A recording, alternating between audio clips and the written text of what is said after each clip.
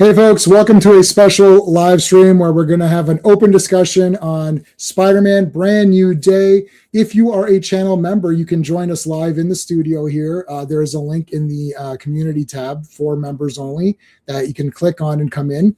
You don't have to do camera. You could just do audio only. So if you want to join and you're a member, you want to come on, then come on in. It's going to be spoilers, so maybe I should put a banner up. Hold on a second. Let me put a banner here, spoilers.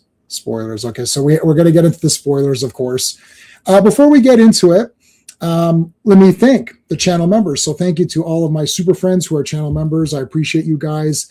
There is a G drive filled with comic books. I take requests. If I can find the comic, I give it to you guys on that drive and share it with you so you guys can check that out. And it's like $2 a month or something like that. American, Canadian's like $3. And again, if you want to join us, there's a link in the community tab. We always thank our friend Clobbering Times, who passed away a couple years ago. We always thank him. So put a CT in the chat to honor his memory. Live streams coming up. Of course, Monday is Earth's Mightiest Mondays, where we talk Avengers comics. We're going to talk about issues 241, 242, 243. Tuesday night, Terror Vision, we're going to be talking about The Dentist, really cool horror movie. And Wednesday, we're going to finish off Todd McFarlane's run on Spider-Man. That'll be Wednesday, looking at the final two-part story, Sabotage, which is him and Rob Liefeld teaming up. Rob's final issue at Marvel Comics, where he says, "Bye, Todd," on the cover. That was Spider-Man number 16, so we're going to talk about that on Wednesday. All right, guys, there's a poll up. Let me know what your thoughts are on Spider-Man Brand New Day. Spoilers will be in effect once we get going. Panel members will be coming in as we go. I do have John waiting backstage, so I want to bring him in before we even start. Hello. What's up? I'm on location. I'm not on location. Yeah. Yes. So out of all of the people, there's about maybe 2 people on the planet who haven't seen Spider-Man by now. So I think I wasn't going to do the live stream, but then I saw that the movie made $4 trillion. Despite the fake superhero fatigue. Anytime one of these crummy ass movies does poorly, it's superhero fatigue, and then Spider-Man comes out and makes $927 million in like 3 or 4 days. I still have people coming at me saying that I'm super negative because I didn't like Supergirl. I'm like, it's over. Can we get a moment of silence for James? There, the moment of silence has passed. I'm done. You screwed up Superman. You screwed all this up. Supergirl. You know what? The $900 million is what Spider-Man made and what James Gunn lost. That's the ratio. Did that even make $100 million worldwide yet? Supergirl, I think it's 120 something. Oh, okay. Okay. Hey, R, thank you for being here. Tevya, thank you for being here. You like this? We thought it was good. Yes, we're going to talk about it. Hey, Phil, how's it going? CT, thank you. Hey, hello. Can't do the poll. I haven't seen the film. There are spoilers in effect. We won't do it just yet. We'll talk a little bit. Let me look at the poll. So the poll is just a simple rating scale. So there's 4 votes already. 1 person gave it a 5 out of 5, and 3 people have given it a 4 out of 5. My official review is a 4 out of 5. Oh, I wanted to mention, I'm sorry, this Thursday, we're doing a special live stream where we're going to do a tier ranking of mostly the live action Spider-Mans, but we are going to throw in the 2 Spider-Verse movies just because they happen to be on the tier thing that the guy set up. So they're on there. I'll just leave them on there. So we'll talk about those. DJ is here. I know. I didn't know I was having a stream. Well, I was going to save it. Of course, Jay had to do it. Yeah. So John's like, this movie made $927 million. So I think everybody that needs to see it has seen it. Of course, for some reason, Sean wasn't able to see it. And our friend Steven wasn't able to see it, but Steve from Comics Asylum saw it, so he'll be joining us in a bit, and maybe some other people from the members, because I put a link up there for people to come by if they want to. Vaughn is here. How's it going, Vaughn? Thanks for being here. Vaughn is part of Comics Asylum. We don't care about spoilers. Yeah, I don't really care about them either. Nothing really affects my enjoyment because I've watched movies many. I just watched Star Trek Part 4 today, and I've seen that many times, and I know all the spoilers, and it didn't affect my enjoyment of that movie. So it doesn't really bother me. I mean, if it's a mystery, like, you know what I mean? Like, Murder on the Orient Express. And like The Sixth Sense doesn't hit me the way it did the first time I saw it. You know? Yeah. The Sixth Sense. You know what the problem with the spoilers are? If the movie solely relies on the spoiler for it to be good, like The Sixth Sense was a pretty good movie, but the ending made it better because you're like, whoa, that was cool. If he wasn't a ghost at the end, then that movie would have just been like an okay movie. It's not bad or anything. You're like, oh, that was pretty nice. Good. It was well acted. It was well acted. It was a nice movie. It was a good movie, Yeah. but it wouldn't have been 10 out of 10, right? Like it would have been like, oh, that was pretty good, like a 7 or something. I don't even know if it's a 10 out of 10 anyway. But When a movie is able to misdirect you so bad that at the end you're just like, and then they show you it, and they're like, I totally did not see any of that. yes. Like, And what's funny actually in that movie, I was like, why is she being so rude to him? But I was like, she didn't see him. Oh, okay, that's cool, right? Because he's dead. Yes. Right. So they did do it pretty good. RR is not feeling well. He wanted to join us tonight. Sorry, buddy. What can I work? Well, thanks for being in the chat. I don't have do I have any Spider here? How about a Jennifer Connelly? That's always going to make anybody feel better. That would make me feel better if I was sick. It makes me feel better. So okay. We'll give it a few minutes. So this movie has made $927 million worldwide. Didn't it just miss beating Avengers Endgame by like? No, it beat Avengers. So it made more than 357. Let me see. Because I heard 355. It was like 2 million. Let me see. It like came well, worldwide, it definitely beat it. Let's go to Box Office Mojo. That's why they invented the internet, so we can solve these answers. So that way we can look it up. Box Office Mojo. Let's take a look here. I think it missed it by 2 million. Of course, this is like it's estimated because you don't officially know until Sunday is over. But yeah, so domestic is 355. What was Endgame? 357 and something, I think. Yeah. Okay. So we're not sure. Maybe, but worldwide, that could change. That number could change tomorrow when they come in with the exact results of what it made over the week. Avengers Endgame. Oh, we're not going to know on here. Damn it. Well, unless they do week by week. I don't know. No. Original. No, oh yeah, you can scroll down. Oh yeah, there you go. Where's it at? I won't be able to tell from here. I have no idea what I'm looking at. Avengers Endgame total was 2.799. So let's call it 2.8. It was 357 and some. Oh, there it is. 357 domestic opening. There, boom, right there. There you go. 115. Yeah, 357, 150. And so it made its budget back immediately. Oh yeah, like it opened and made its budget back. So let me see. Let's go back to Spider-Man. We don't. Okay, so opening, 355. So it hasn't beat Avengers yet. Unless we get the real numbers and the real. It could be less too tomorrow. It could be less than 355 because, like I said, they estimate it because there's no way you can know because people are still going to see it today. So it's there's still So it's all. I mean, it's still playing right now. Like there's a show on right now. So we'll have to see what it is tomorrow. But it did open on it opened on a Wednesday. So we had. Do they count Wednesday, the Wednesday Thursday, Friday. Amazon? Because that's the one I saw, the Amazon sneak peek on Wednesday. Do they count that for like part of the opening? Mm-hmm. Yeah, why not? Why wouldn't? Yeah, I would assume they would count that. I don't know because like they didn't do that back then. I don't know. Like I heard different types of like stories like where they don't use like that's not the official like if they add those numbers in because I don't know. I heard somebody talking about it. It was on YouTube or something. I forget where it was. Well, don't trust anyone on YouTube unless you're here, of course. Exactly. Yeah, only trust me. Yeah. So I mean, this it will. Do you think it will? So Avengers Endgame made 2.799 billion. Do you think this could hit 3 billion? Could it hit 3? That would be crazy. Here's the thing. I think it can because I've talked to a lot of people online since I've seen it, and a lot of people are like going multiple times. I've seen it twice.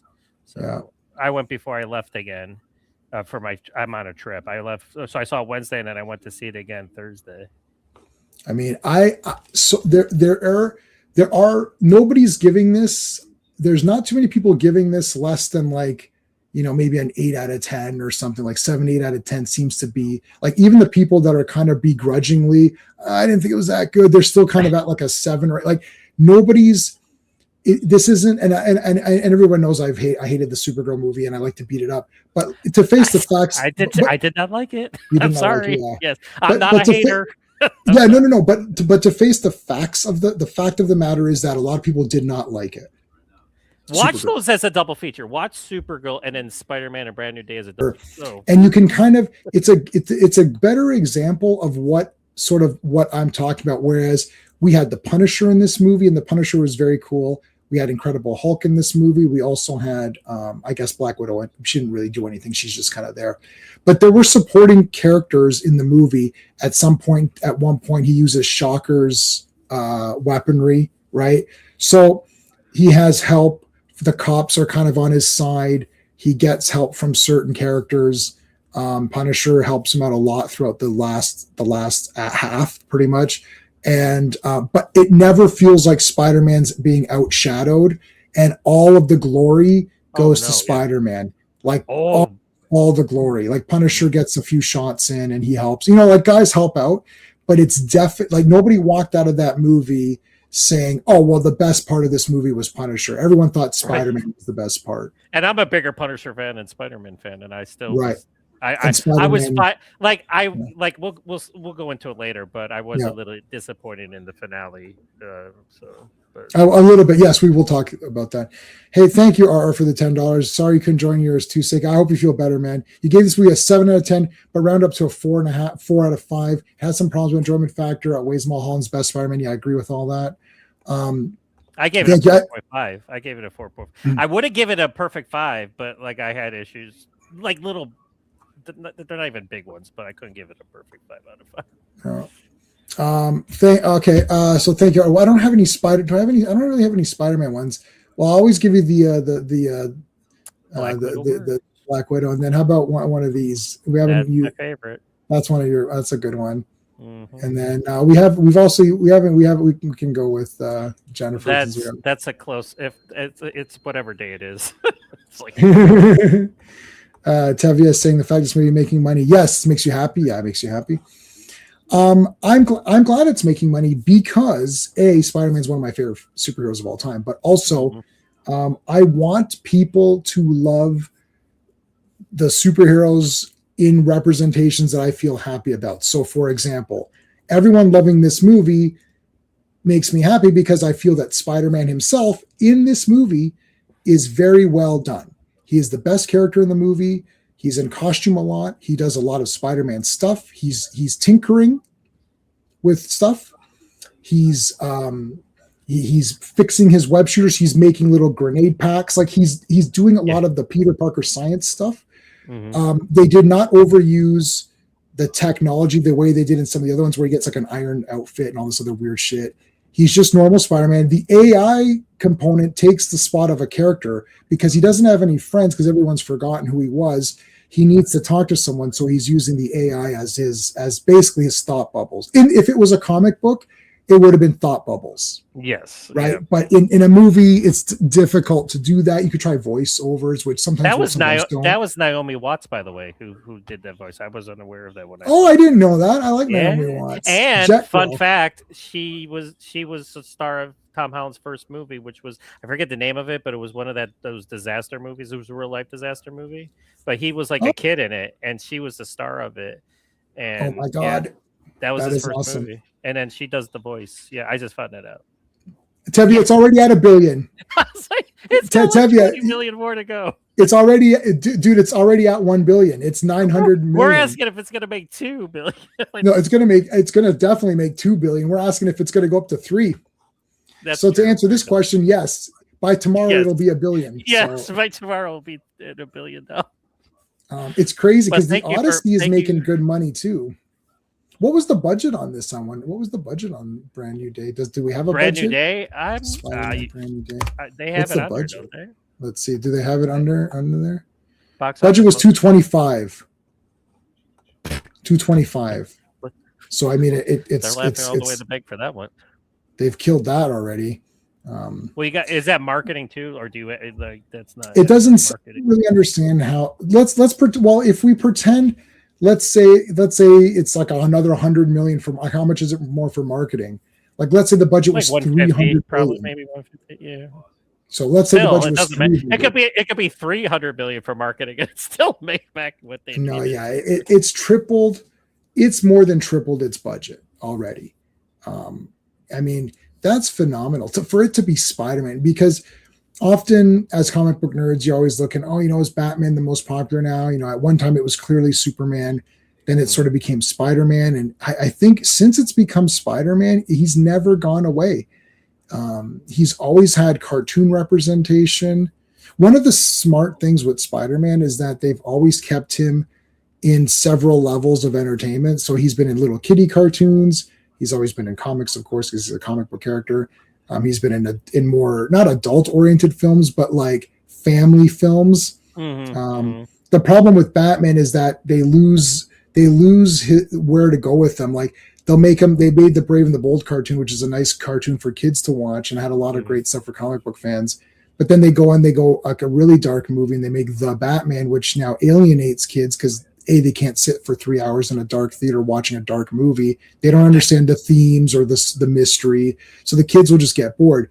This movie works because even if you don't really understand, the villain was very cool how they were jumping around through the different minds, which we'll get to. But the visual of Spider-Man saving people and doing things and talking is very cool. And a lot of young people were and my audience was vast.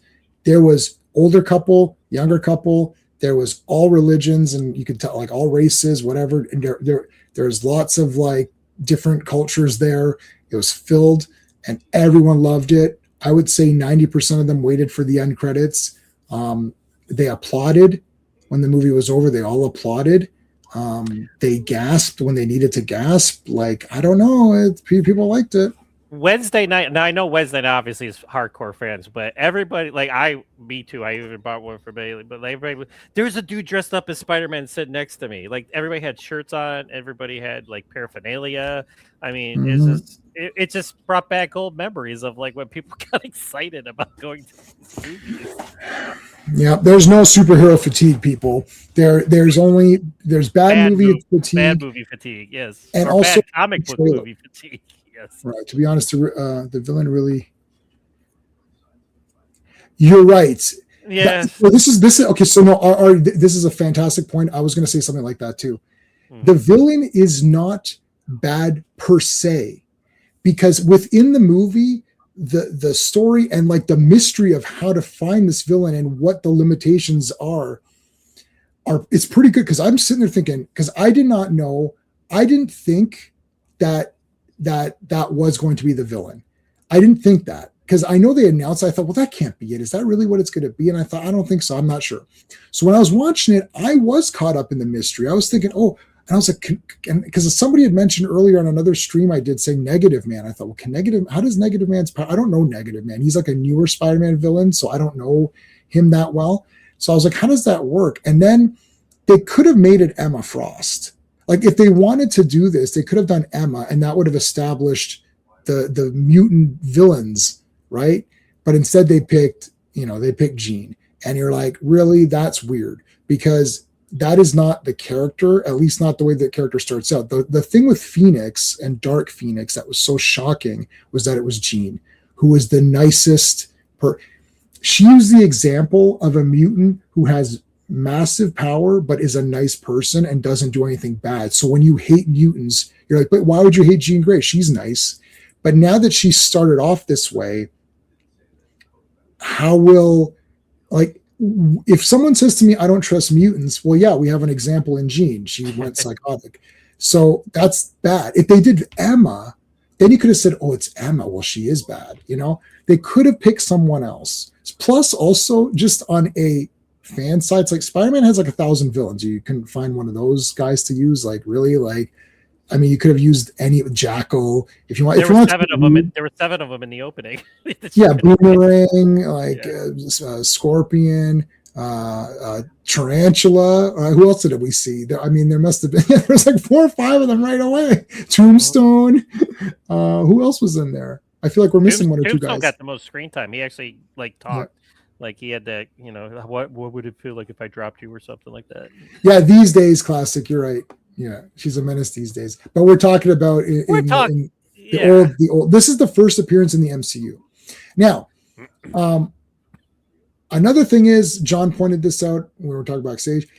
because they painted the picture of, well, she's trying to find her sister. I'm like, yeah, but now there's no villain. And I don't think Damage Control is very compelling as bad guys, right? Like that's just like, more setting up for the X-Men. Right. So I don't care about that. So like when he's fighting the Hand, like because the Hand was bad, so but now they're working for Damage Control. Yeah. So like at the end, the finale is awesome. That was like the best. Like, yeah, again, that was best awesome. Spider-Man fight ever. But it's like they're still controlled, and it's like. Right, so they're fake bad guys. Like they're not exactly. It's just it's a really cool fight scene, or the Hulk's not. Well, the Hulk. I mean, it's Savage Hulk, but like when they're fighting the Hulk, it's like it's still the Hulk. It's like. Yeah, he's not really the bad guy. And I mentioned this. The construction worker jumped in front of a car, so he's dead. Or, she smacked. Yeah, Banner's life is ruined. She put Innocent's harm with the tank. Yeah, you don't need Dark Phoenix. She's already Dark Phoenix. Yeah. She's already Dark Phoenix. That's a good point. Yes, it's like what do you like? Are you gonna do that storyline down the road? Be like, right? Because like we already saw it, so it's just weird. Now, a lot of people who are not comic book fans don't care too much about that, right? It's more like, well, that was kind of interesting. We brought her in. The Hulk and the Effect Punisher fought the Hulk. Yeah, I love Punisher shooting the Hulk's face, and it's like, what are you doing? He's like. Listen, like when he came in with the saw automatic rifle, I got chills. I was like, it was the best thing ever. I was like, and then like the Spider-Man's pulling him as he's shooting the Hulk from over top. I'm like, that was cool. My inner child was screaming when that was going on. Yeah. I'm like, if me now went back in time and told 10-year-old me that, hey, one day there's going to be a live action movie where the Spider-Man, Punisher, and the Hulk are all going to be in one movie and one scene. I'll be like, no, you're kidding. I would have been like, no, you're crazy. But here it is. I'm watching it. And it was like the best thing ever. I mean, so yeah. And then there's people arguing about like, oh, the Punisher's going to be neutered. I'm like, do you realize that the Punisher got his start in an Amazing Spider-Man comic book?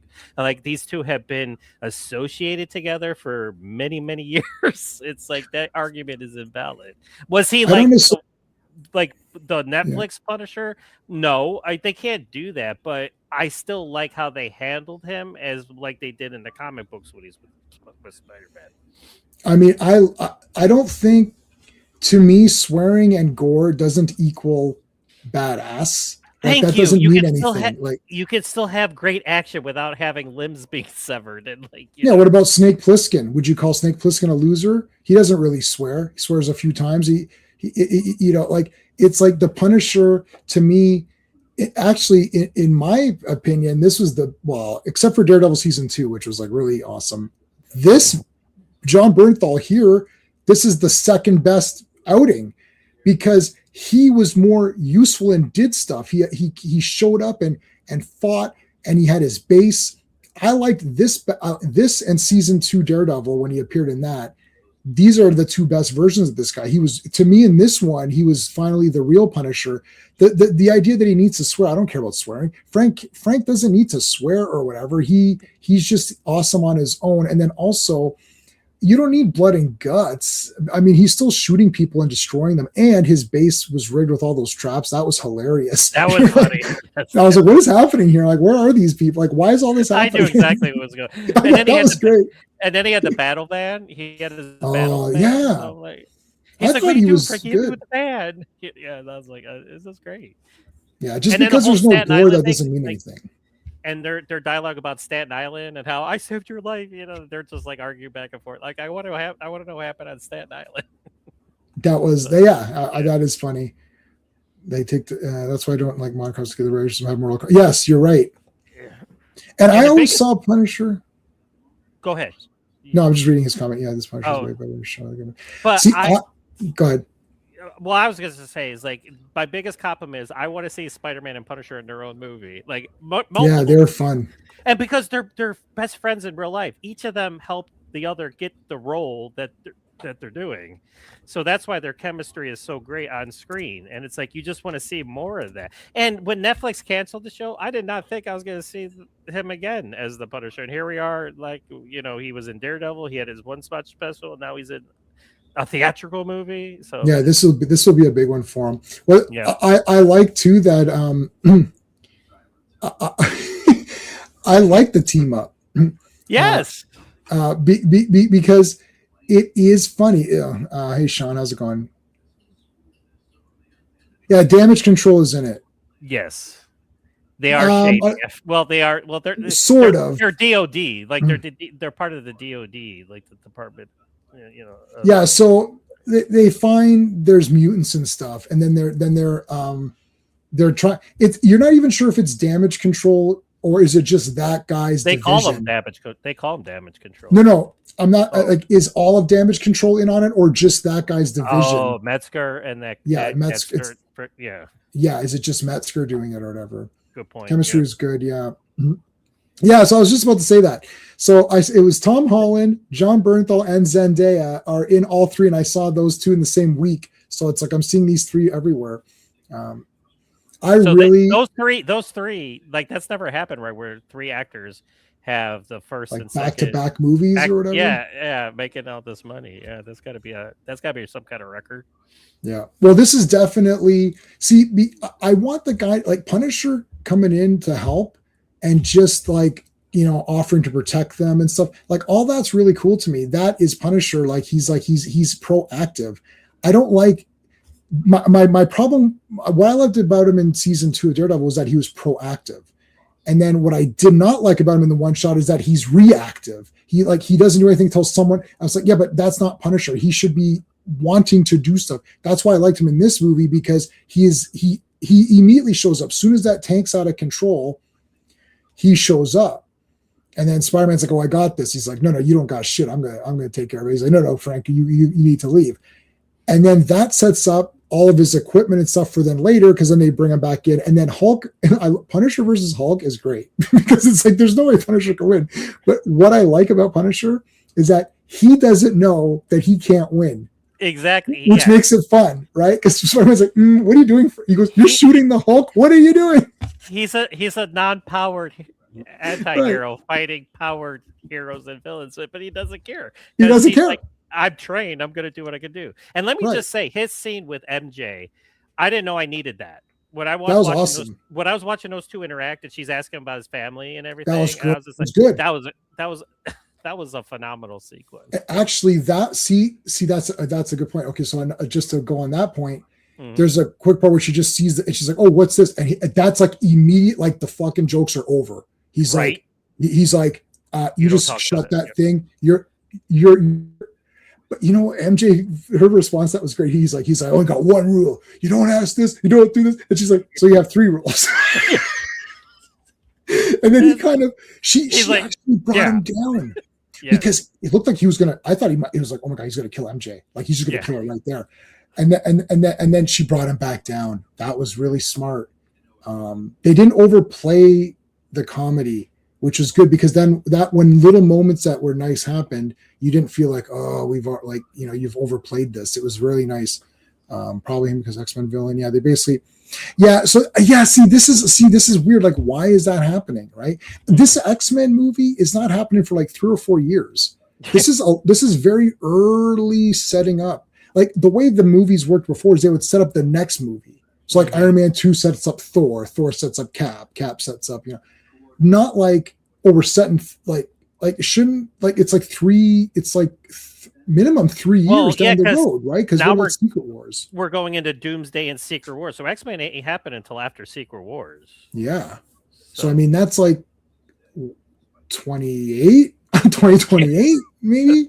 Let's do the math. I mean, Sadie Sink's going to be like 35 or something, or I don't know. Well, that's why they're picking really young people to play the X-Men, because they know they need them around for like 15 years. How old is Sadie Sink? You know what I do? She's low 20s, definitely. She's okay. So that is her real name, and she has a superhero name. She has the double letter name. I like that. SS. Yes, F. Yeah, there you go. Yeah. She's 24. Okay, so she should be okay by the time they get around to it.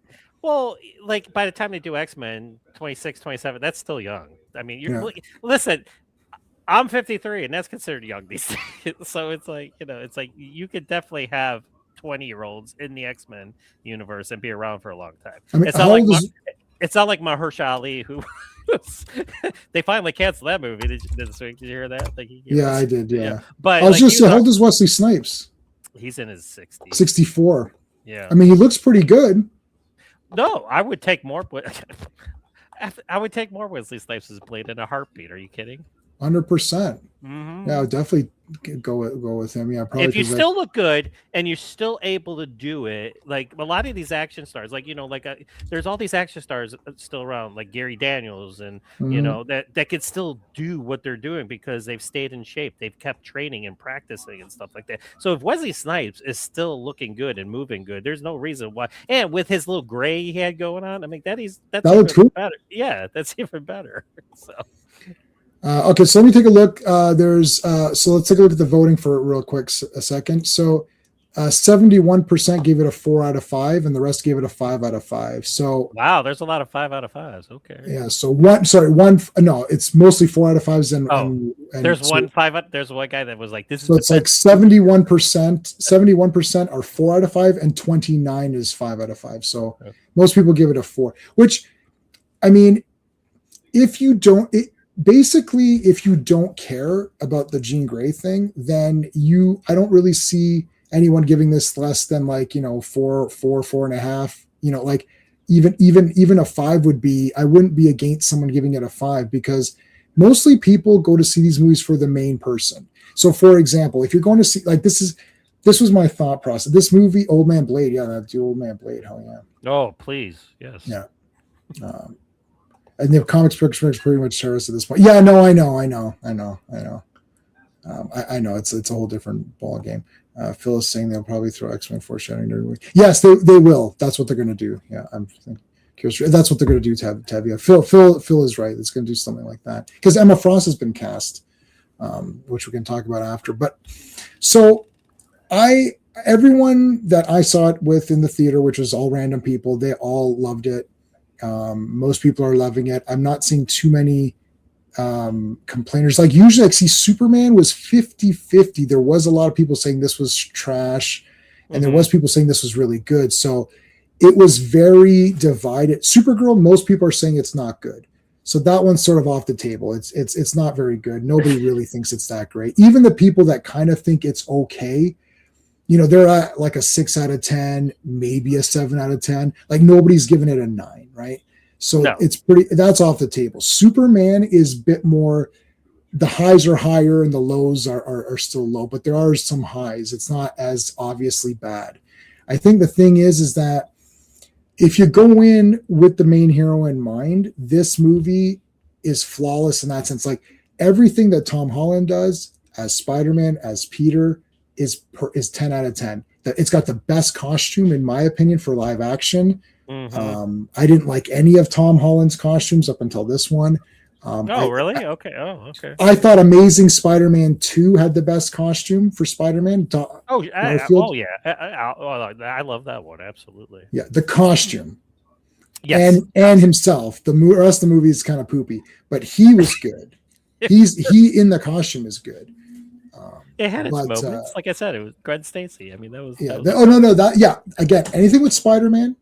Here's the thing: anything with Spider-Man in that movie was really good, but the rest of it was. It's when he wasn't Spider-Man that was like right. That was horse shit. Yeah. Gotcha. But this movie, when he's Spider-Man, were you surprised? Let me ask you this: were you surprised at how much Spider-Man costumed action there was? Like he's in the mask. Okay. For about 40 minutes. Like he doesn't even take it off. Like I'm like, I forgot to put that in my review. Now that you brought that up, I'm so mad that I forgot to put that in my review. Yes, because nowadays, and this goes back to Snake Eyes, because Henry Golding was Snake Eyes. It's like can't put him in the mask until the very end because he's Henry Golding. Tom Holland wears his mask through 90% of this movie. I mean, he's got full dialogue scenes in mask. He's Spider-Man. Like he's Spider-Man. There are a lot of scenes where he's, of course, like the whole fight at the end with the hand. He takes his mask off because, like, he's, well, he's barfing. That's the only time he took it off because he's literally barfing blood and he has to remove it. Other than that, made it more dramatic for what happens after that. But yeah, he is literally has that Spider-Man outfit on. Yeah, throughout. I'd say 90%. It has to be like 90%. Yeah, it's easily. But when a person is so good at acting in the costume, it doesn't matter if he has it off or if he like Deadpool. Ryan Reynolds is Deadpool. Ryan Reynolds never shows his face really as Deadpool, but you could still love it because it's still Ryan Reynolds projecting out of the Deadpool costume. Tom Holland is able to do the exact same thing. He's still Spider-Man projecting out of the costume. I don't need to see. I'm not Zendaya where I need to see my husband's face every time. It's like I know it's Tom Holland, and I know he's doing a great job, and he's Spider-Man. So yes, that's a good point. I'm glad you brought that up, and I'm mad that I didn't put that in there. I might add that in there later. So, go back and add it in. Yeah. No, I do it all the time because it helps you connect more to the character and the story and stuff. Plus, which garbage modern comics, yes, actually has to deal with consequences. Yes, that's true. You rewatch Homecoming after something, it's a good movie. Yes, I agree. Yeah, Time with Civil War is good too. Yeah. Tom Holland had slightly a bad intro. He had a great intro because he was in Civil War, but it was bad because we didn't have him established as himself first. So it's a little bit weird. Like we just saw him. Oh, look, it's Spider-Man. What the shit? Yeah, but we already knew him. We already knew who he was. But this one feels like it's like this is a reboot. You needed the Uncle Ben. You needed the Uncle Ben. I personally don't need anything because I can just watch it, no problem. But I think for people, I think mainstream audiences now don't need Uncle Ben. Maybe they don't. No, well, clearly it didn't bother them in this movie. No, absolutely not. It didn't really bother them in this movie.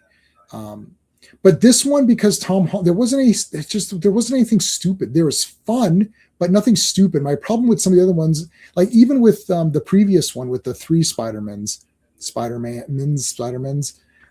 the three of them, the first hour is like just nonsense crap. It's like, oh, I got to get this spell. It's like they mess it up. It's like, what is happening here? Why is everyone stupid all of a sudden? But once it gets going, like once the other guys enter, like the last hour of that movie is pretty awesome with the three of them just talking to each other and fighting all the guys. And Green Goblin was awesome. Like Willem Dafoe was awesome. Yet again, Willem Dafoe came in after being gone for all these movies, came back in and just right back into like it was being yesterday. Awesome. Yeah, he was awesome. Yeah. But that was a missed opportunity. They should have brought the other two Spider-Men in earlier in the movie and they had this whole long adventure with the three of them trying to do what they were trying to do. I love that movie. I do. I mean, I still like it. I have my issues with it like you do, but that was a missed opportunity. Absolutely. Yeah. But when they're together, the rest of it is awesome. Like once they meet up and then then all of that is great because Andrew Garfield got some redemption. Yeah. And when Andrew Garfield and Tobey Maguire came into that movie, I think that was one of the more recent big pops in a movie theater that I can remember. When they was a big pop. Everybody lost their you all knew it was coming, but they all still lost their collective minds when it happened. They really got excited for that Andrew Garfield coming in really excited people. Now this movie, I'm going to see. I can't wait to see how it does next. When there's not much competition coming out, right? The next one, no, well, we're in August now, so like everything kind of dies down. So like the biggest releases you're gonna have are like Mutiny with Jason Statham. That's the 21st. But there isn't that much going on. So this has like clear sailing to pretty much make. And Odyssey's booked out the ass. The next available, so my theater across the street from me happens to be one of only two, I think in Ontario, that has proper 70 millimeter IMAX. My theater is sold out the ass way into end of August. You can't get a seat till maybe August 23rd or something like that. Like that's crazy to me.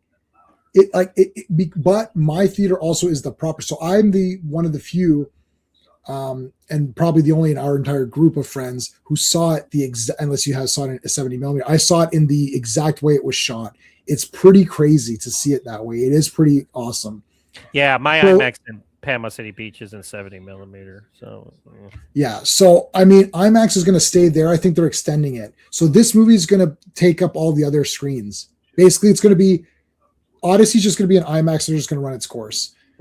This movie is going to be all of the AVX screens or D-Box or all those weird things, whatever they're called.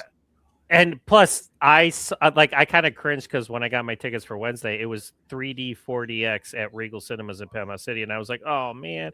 But I can't lie. I think because I went to see it again Thursday, and I loved it again Thursday. Seeing it in 4DX 3D, it was immersive. My daughter was having a blast, but so was I. It was just it was like being on a ride, but watching a movie. It was a fun experience. So that helped, I guess, yeah. But then when I saw it Thursday and sitting regularly, I was like, it's still awesome. But Calgary versus Acme, there you go. That's the big comment. Yeah, I don't think that's going to go anywhere. No, I don't think that's going to do anything. The next movie they used to show that Miles Morales.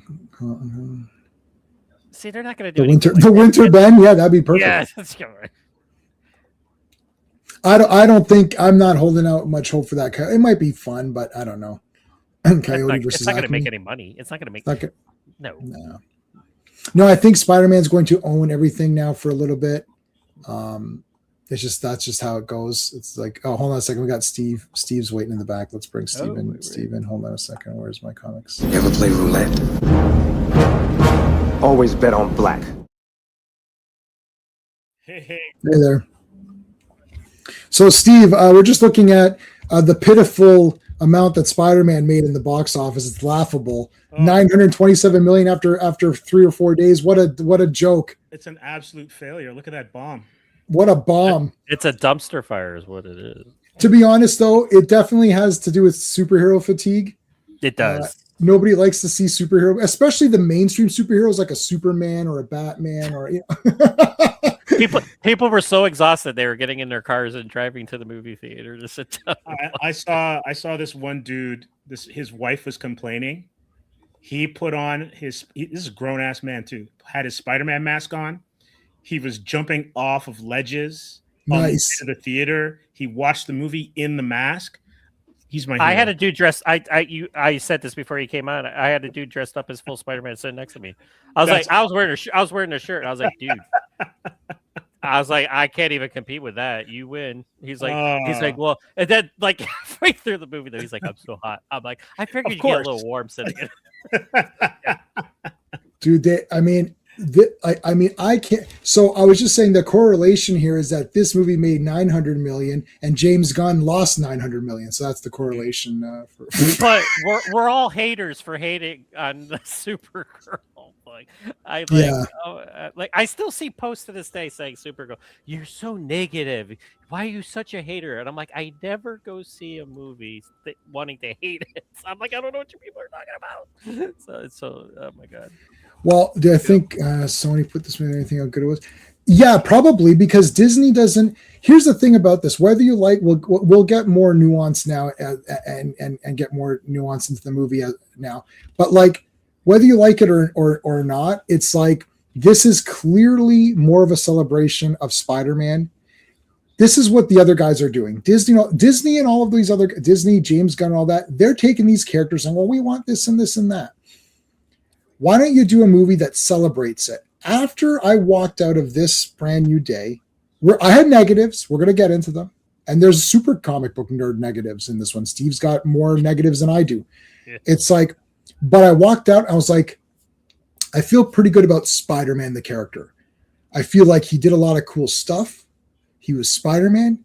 He didn't murder anybody in cold blood, so I guess that's now a new positive I have to add to my checklist. The main hero didn't murder somebody in cold blood because Supergirl established that's a thing. He didn't murder anybody. Yeah. He was a good guy. He saved people. Kids can look up to him.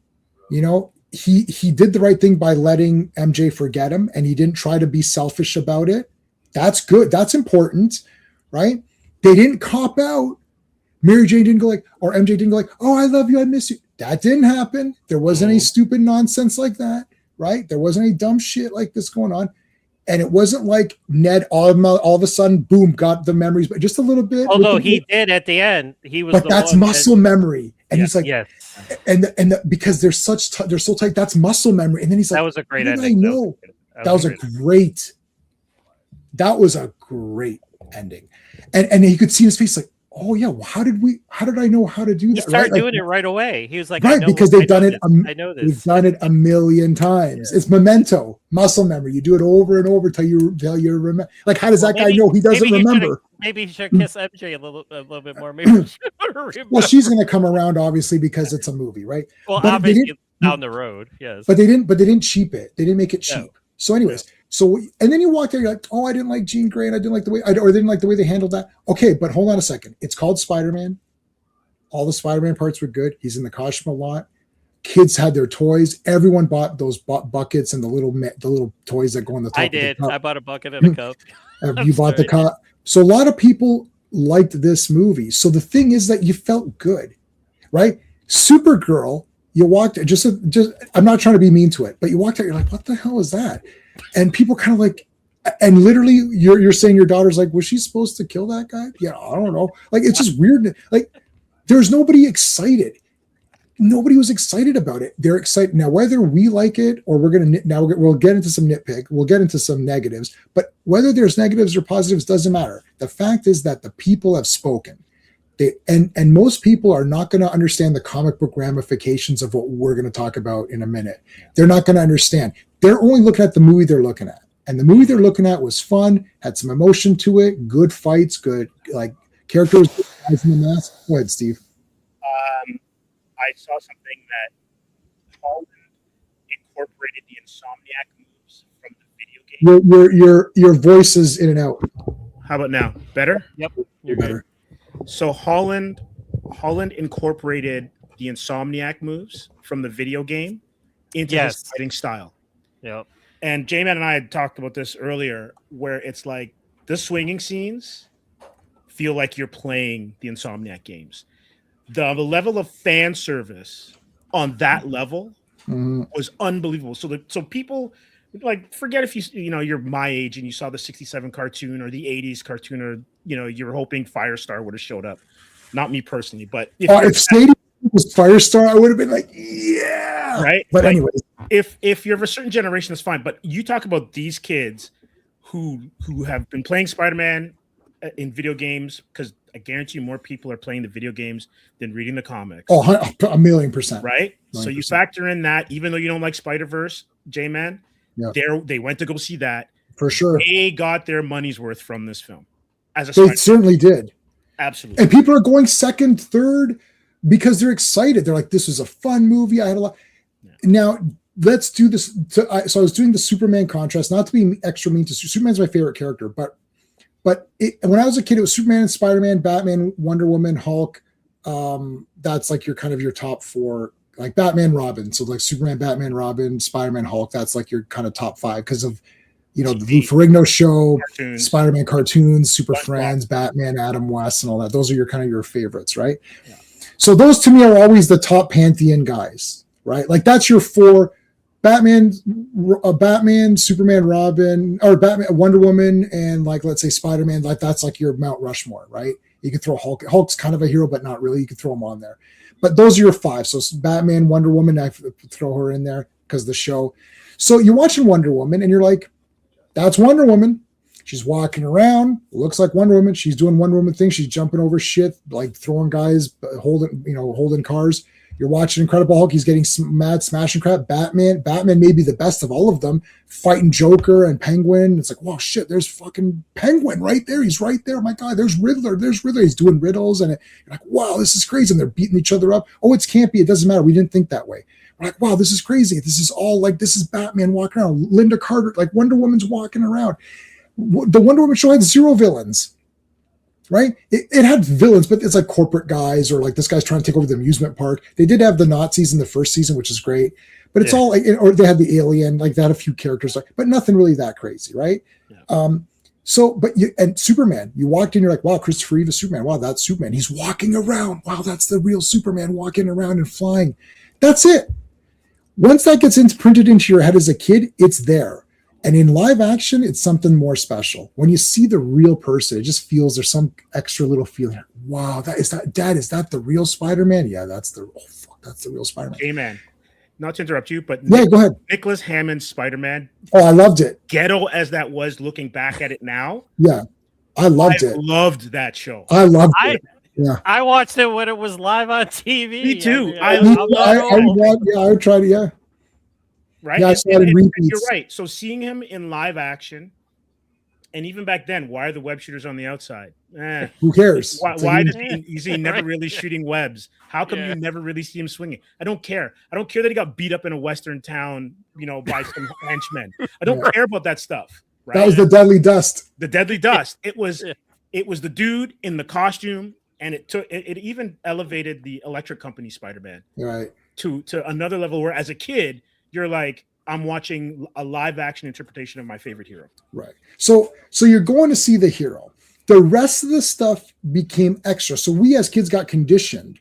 So when we saw Superman 1, we're like, okay, cool, there's Lex Luthor. That's cool. Then we saw Superman 2, you're like, whoa, there's 3 bad guys. Holy shit, right? Nuclear Man. Like as a kid, I thought Superman 4 was the best movie. I was like, this is the best because it's the shortest. He's Superman a lot and he fights a guy that Lex Luthor makes. I was like, we got Lex Luthor who made a guy from the sun. What? And he scratched him. I was like, oh shit, this is crazy. Like as a kid, I was like, this is the god. This is like literally the best movie I've ever seen.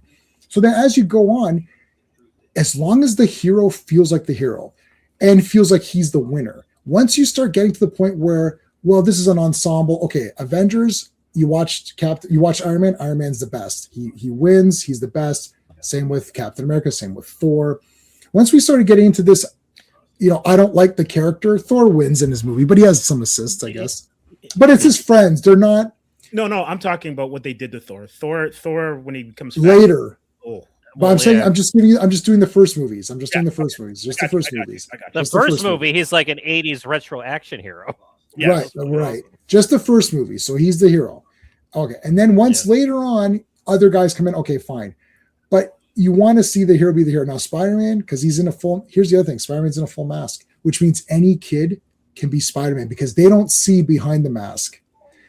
They just see the silhouette and the visual of Spider-Man. Superman is tough.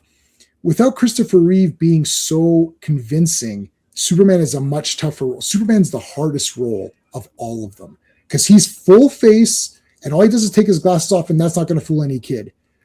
So the kid has to believe that, oh, he's not Superman now. You know what I mean? Like Wonder Woman is a tough role also, right? When she had an identity, they kind of got rid of the identity in the movies. She really wasn't, Diana Prince or whatever. But Spider-Man, as long as that visual is there doing heroic deeds, in this movie, he's dealing with the mutations, right?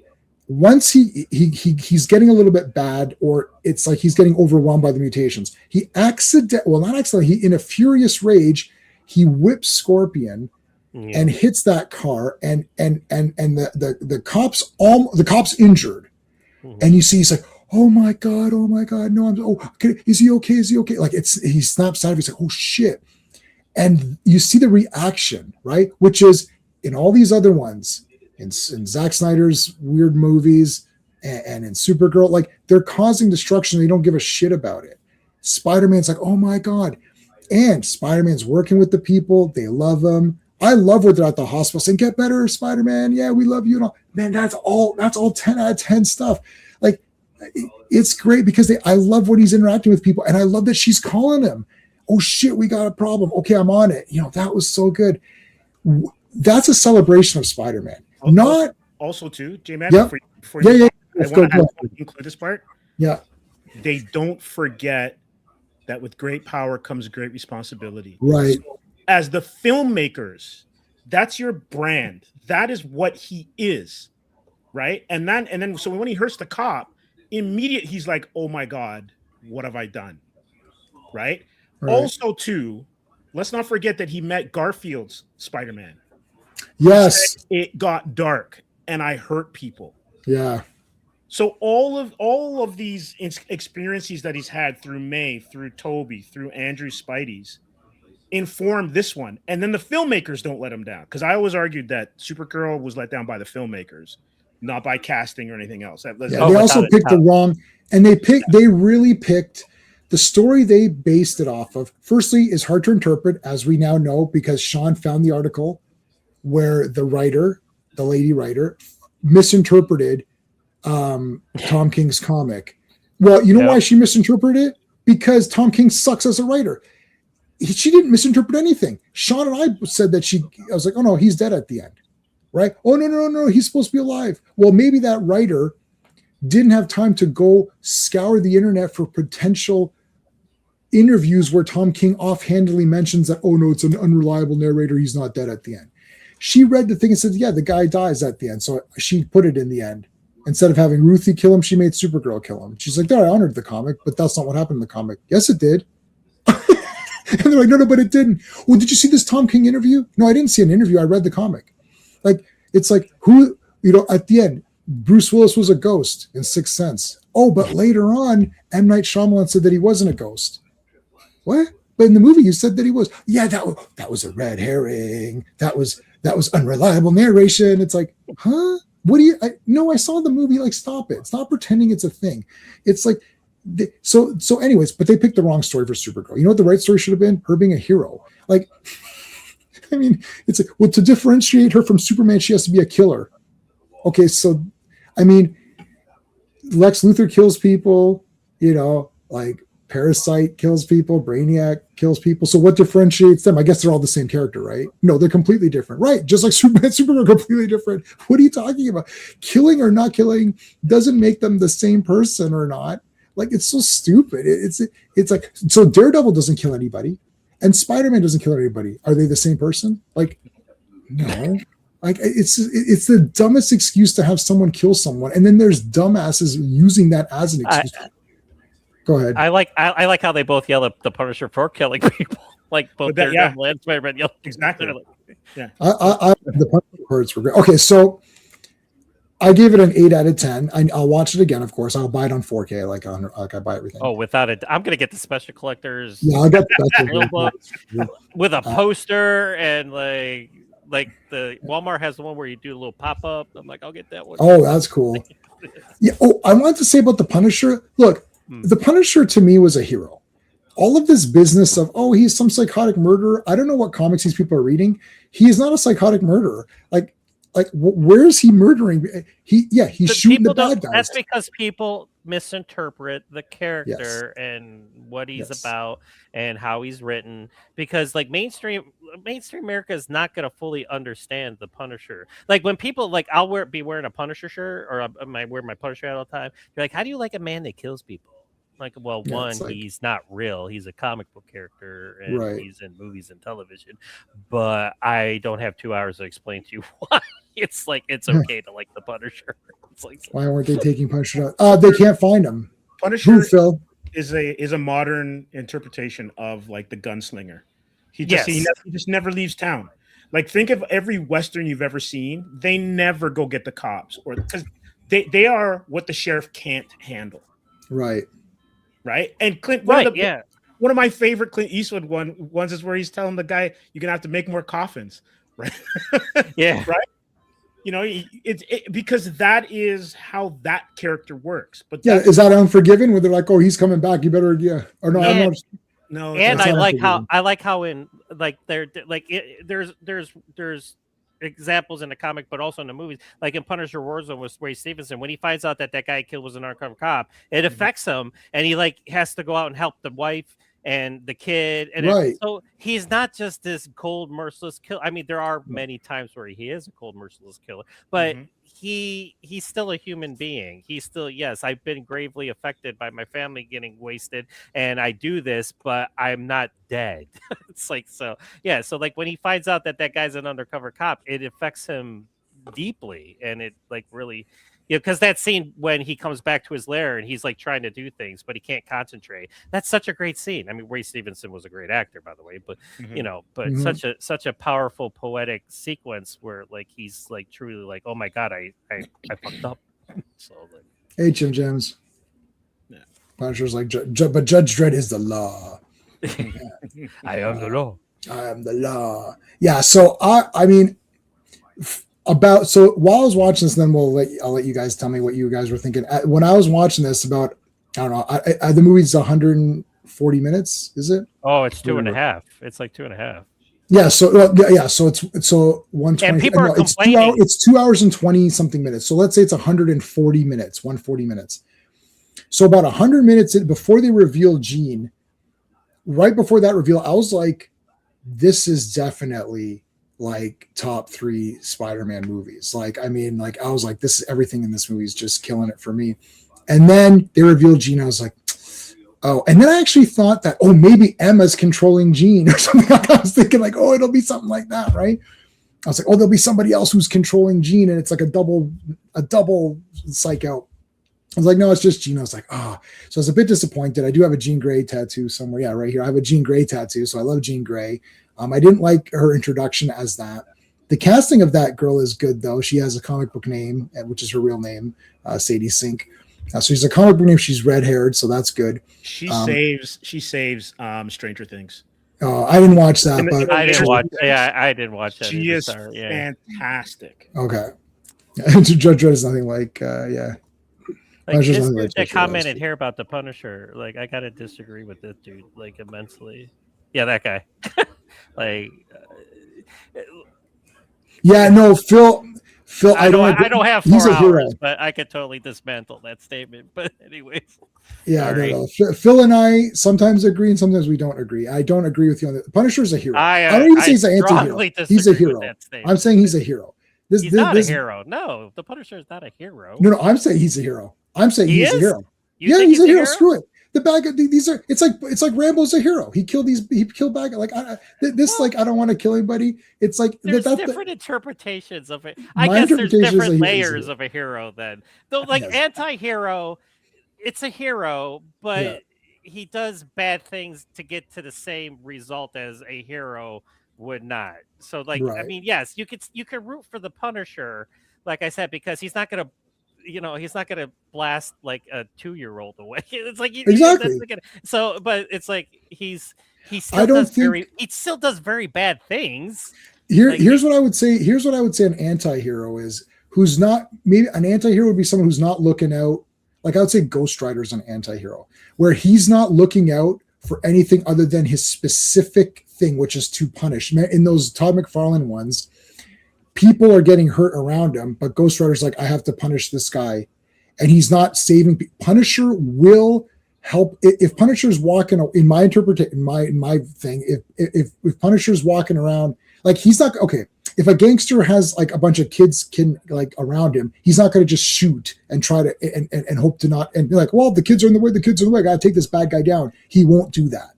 Right? He's not going to, as you said, he's not going to blow away people just to get to the bad guys. Whereas Ghost Rider is more like, I have to, like, my vengeance. That's it. I don't care what's going around. Like Spider-Man in that comic's like, this kid needs help. Ghost Rider's like, that's not my problem. I'm here to get vengeance. That's anti-hero. You're doing the right thing, but you're ignoring things that need your help. Whereas Punisher is going to help if needed. Like you can go up to him and say, I need your help. And he might ho and hum. Even in this movie, he's like, oh, I don't know. And then he's going to do it because he is ultimately going to do good. Even in the Daredevil second season, where he's probably the most rough, I'd say but that's right when he very first started to be the Punisher, I think, in Daredevil season 2. That's when he's just starting out as Punisher, right? I haven't seen him in a while. Yeah, I think he's starting out in that one, isn't he? Well, at the end of the Netflix series, he kind of he sort of embraced it because that last scene at the end where he's like, "Hey, and they start shooting all the criminals and stuff like that." Yeah. So he does become the full. But he reverted back, like the MC, like again, like and I don't totally agree with this. Like for the one-shot special, he reverted back because that's why I don't like. He was having issues. He had issues, right? Like from like what had happened and stuff like that. But then at the end of that, like he was just like, "Fuck this! I'm gonna be like, I am what I am," because he says it at the end of the one-shot special. He's talking to his daughter, who's dead, but he's like, I think I'm gonna do this for a while. This is what I need to do. I've done it before, but I lost my way, but like this is what I need to do. And then now in Brand New Day, he is that Punisher, but he's still gonna assassinate mofos. But like, well, he gave them in Brand New Day. He gave Spider-Man a shot. He's like, okay, I'm not going to just go kill this person. You got right. I'll give you a shot. He was going to shoot Jean. Yes, he was going to kill Jean. Right, but he gave Spider-Man. He goes, okay, I'll give you. You try to do it, and if you can't do it, I'm taking the shot. I think that's a better interpretation than what Right. we've seen. Like that to me feels good. Like it's like, yeah, listen, But I he's gave you a still the chance. Punisher. His mindset Right. is, I'm going to kill this person. That's going to take her out of the equation. But when he shoots Peter, then he's like, he's still a human. There is still humanity, and it's his friend. He still has. He's like, oh, and he feels really, really bad, like just like Yeah. in Warzone when he kills that undercover cop. So like this guy's saying that he works best as a psychopathic killer. I'm like, no, he doesn't. I don't think he's a psychopathic killer. No, I no don't think spoilers. so It's either. all Because there's and when a character's been around for so long, there's different interpretations and different writers that do the same. Like it's happened with Spider-Man, it's happened with Superman, with Batman, and you're not gonna like all these interpretations. I'm the Punisher. I like them all. I'm such a Punisher fan that I do not dislike any interpretation, but I even like the last one before he came back, where King of Killers, I think it was called. A lot of people hate that storyline, but I was like, yeah, I'm for it. But at the end of the day, he can't just be Freddy or Jason, like where he's just like you can like those guys, because you're like, oh, it's cool to like horror villains because it's like it's a horror movie and these guys are like, awesome. Oh yeah, you're watching it for them. For the Punisher, you like he's not going to be like this.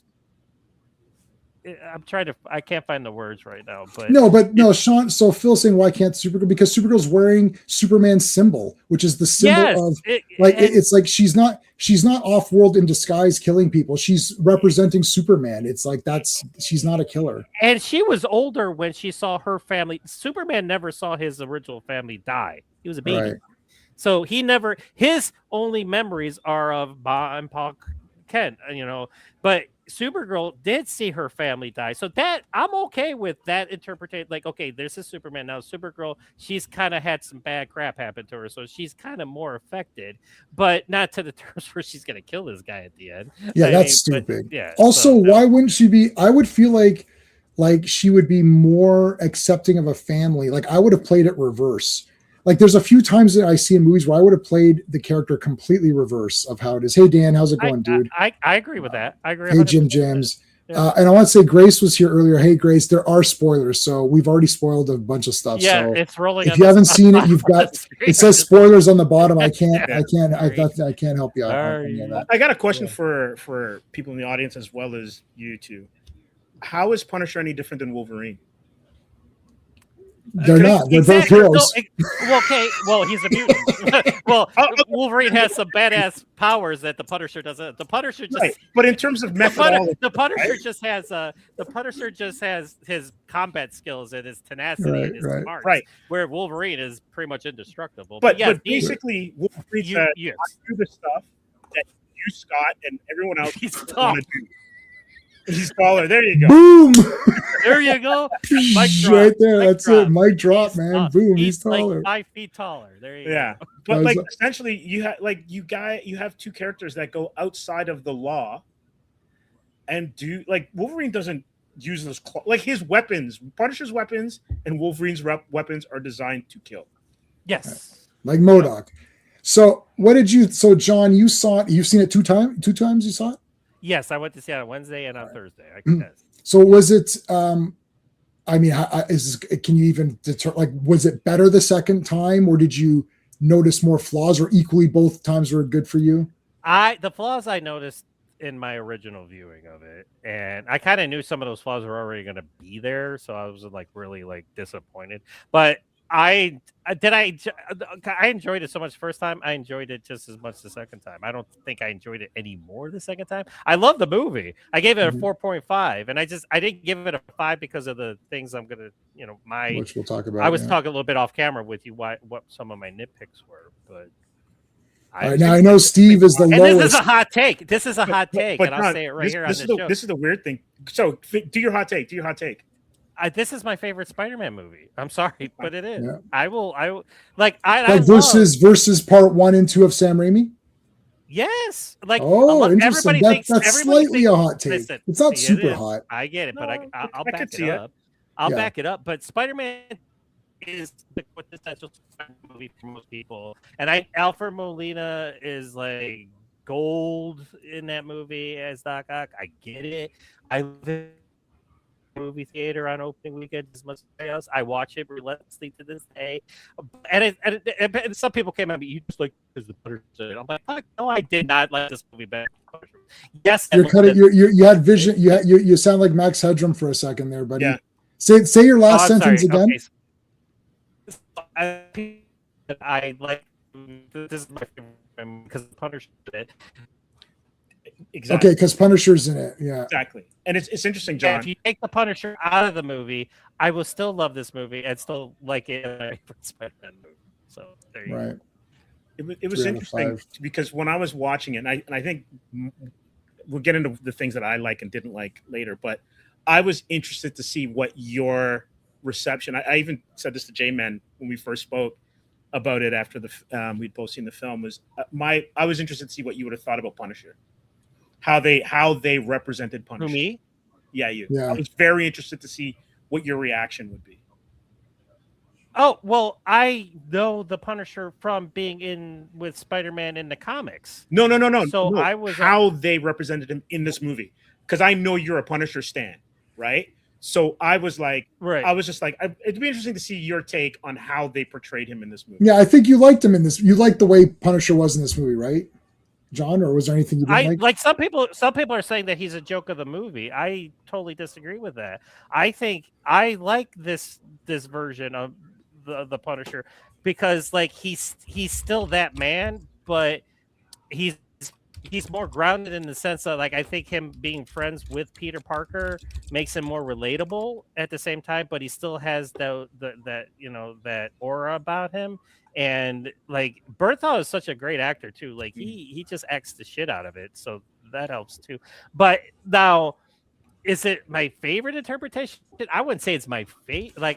Like it's hard because I think I have to see the movie like 5 more times to really get my like digest like his take on the Punisher in this. It's a far stretch from what we see like you go from one last kill to this. It's like holy crap. I'm like, but I took it as at the end of that like he was in a better place. Like I say, he's in the cemetery talking to his daughter, and he clears his mind. He's like, okay, I was effed up there for a while, but now I'm back. I mean, I have a job to do, and I like his camaraderie with Spider-Man, and I think they should make movies together. I think them two, like Spider-Man and Punisher, hook it up would be gold for future box office. But all right, so now Steve is the so I gave it an 8 out of 10 with potentially going up. I don't think it's going to go below 8 out of 10 for me. It'll only go up because I'm now used to the idea of who the villain is, and I have to come to the terms that I'll never have a proper X-Men live action movie in my entire life because I haven't really liked any of them.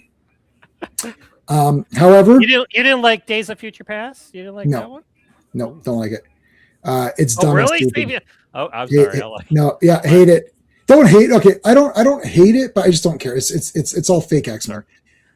So the one I like the least, the one I like the most is the one that everyone likes the least, which was Dark Phoenix. Which one is that one? I like Dark Phoenix. Dark Phoenix. Oh my god, I didn't hate that. Is that movie. 3? I mean, no. Dark Phoenix. It's called Dark Phoenix. The one with with the next gen people. That was the X class, and then Future Past, and then that one didn't do anything. Well, but you know why? Because it was about Scott and Jean. And that's what X-Men is. It's about Scott and Jean, and I like Sophie Turner. I don't know what to tell you. Like, I don't care. She can be in any movie. It's perfect casting. If she's in the movie, it's perfect casting. I don't care what it is. Yeah, I thought she was.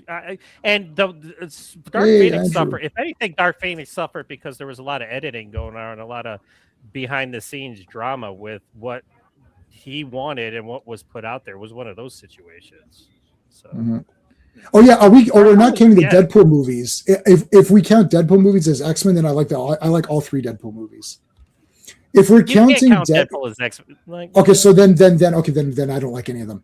So I'm never gonna have a real X-Men movie. But I'm living through the cartoons. I've got all of the cartoons, and I'm watching them over again.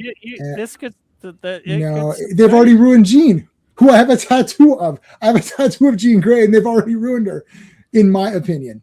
I like the actress. I guess I'm just waiting to see who like who's going to be Wolverine. Yeah. Okay, so I don't want to turn this into an X-Men stream yet because there's an X-Men component. Yeah, it's starting to go that route. Yeah. We're not going to get any. We're not going to get any real X-Men movies. That's what I'm saying. That's true. You've understood me correctly. We've gotten some pretty close to real Spider-Man movies, which is the couple of Sam Raimi ones. This one is close, but Steve doesn't think it's that as close as I think it is. So you gave it the weakest review out of everybody. I think, Steve, were you the lowest out of all of us? Probably of anybody Yeah, this is this is great. Probably shocking. I like when I'm not the hater. It makes me feel good. This is an interesting turn of events. No. I knew this was going to happen. I read the spoilers ahead of time. Hey. So Steve, I gave it an 8 out of 10. John, what did you give it, a 9 out of 10? I gave it a 4.5 out of 5. So 9 out of 10, yeah. I said it was my favorite Spider-Man movie. I don't think it's my favorite Spider-Man. I think Andrew and I, in terms of the foundation and the character arc and just everything that, I mean, Steve, it's your turn. You can tell us why you didn't. Yeah, I just want to say, so Andrew and I, John. No, Andrew and I are very close. So Andrew has been one of our kind of regulars for a long time. Yeah, but see, that's everybody. Everything is art. Like you can say Sam Raimi's Peter Parker is I think Tom Holland's is a closer interpretation to Peter Parker. And I've been reading comic books more than these people have been alive, probably, or most of them. So I'm like, I don't know what to tell you. I'm like, just when I watch Tom Holland, I see him as the quintessential Peter Parker, just the way he acts, the way he does it, the way he does things in his movies and stuff like that. I'm not dissing on Tobey Maguire. I was there opening day for Tobey Maguire, and I love it. I love Spider-Man 3, which everybody craps on. That we were talking about J-Man behind the scenes that Venom was crapped on in that movie, but there's a lot to like about Spider-Man 3. But I don't even hate Venom even in that movie. But but I'm not dissing any Garfield. I'm not dissing Maguire by saying by Holland. I'm just saying if you had a gun to my head, I'd be like, John, you got to pick if it's Spider-Man right now. I'd be like Tom Holland. That's because from what and a lot of people are arguing with me, like, well, Holland's had a lot more movies to play Spider-Man. I'm like, yes, that is. Yeah, correct. that's not true. That's not his fault. Right, I mean, Maguire probably would love to have played more Spider-Man. Andrew Garfield. I think his back was. Only 3 movies now, but Toby's back was completely messed up. I think he said he couldn't physically do it anymore. But I wanted to say, go ahead. So for Andrew, I'm with Andrew still. Like my thing with I also like Spider-Man 3. I like Spider-Man 3, but Spider-Man 1 and 2 to me are just so high. And the reason is that besides getting a good Spider-Man, we got the world. There's Jameson and there's the Bugle and there's trying to hold down different jobs. Robert has passed. Yes. Right. We had the Uncle Ben Perfect. We had the Great Responsibility line. We had the wrestling angles. We had sort of his two main villains used up right away. Like Green Goblin, Doc Ock are those are the two main Spidey villains kind of used right away in there. So to me, those two, Spider-Man 2 is one of my favorite movies. Not just of a superhero version of a kind. I don't think anything's. I don't think that movie. I have zero emotions. Right. I have to rephrase. You know what? I was talking to my wife today. I have to rephrase the way I say this. That's a lie. I only get emotional for heroic things. Heroic, and it's only ever happened in one Spider-Man movie. And that was in Spider-Man 2 when Aunt May does the speech, everybody needs a hero. I was like, this is fucking great. That was a great scene. Yes. And to me, it's like the real Aunt. It's like, wow, it's the real Aunt May. It's the real Jameson. It's not just Spider-Man, who was great too. Everything in Sam Raimi's thing was awesome. Oh, hold on a second. We got let me bring in my channel man once I see him on there. So there you go. But let's bring it. Hey, head case. Hey, what's up, guys? Hey, what's going on? So we're just about to ask. Okay, so I'll get to you in just a second. I still love we're gonna do a tier ranking on Thursday. So we'll go through all this stuff. So Steve, you so far have been the negative Nancy. So what did you give it out of 10? Negative Nancy. I'm Mr. Negative. You are Mr. Negative. I'm Mr. Negative for this one. I gave it a 6. Wow, that seems crazy low. So now, but it's still. I mean, it's not a 5. If you said 5, I would be like, whoa. No. Six is low. It's mid, but the parts that are good are awesome. But it's mid as a film. If you don't care anything about comics, it works. Right. But it's interpretation of the comics. I'm sorry. Like, okay, go on. I'm sorry. I don't want to. But I'm a Spider-Man fan. Like, he's the guy. So am I. He's the guy. Like, my whole collection, it's basically him. It's like 80% him, right? Okay. Tons of amazings in there. So I've seen McFarlane Spidey. I've seen Gary Conway's Spidey, Stan Spidey. You know, I've read a whole bunch of them. And for me, the things in this movie that don't work badly, and that's why I knock it down. Right. If you call this just like a Spider-Man movie where you're watching Spider-Man swing around and Holland be Parker, there's some really good stuff in it. I like, for the most part, Punisher, other than he got a little too emotional for me when he shot Peter. I was like, but that's besides the point. That's just my feelings on that character with how he's been presented in the MCU up until now. Right.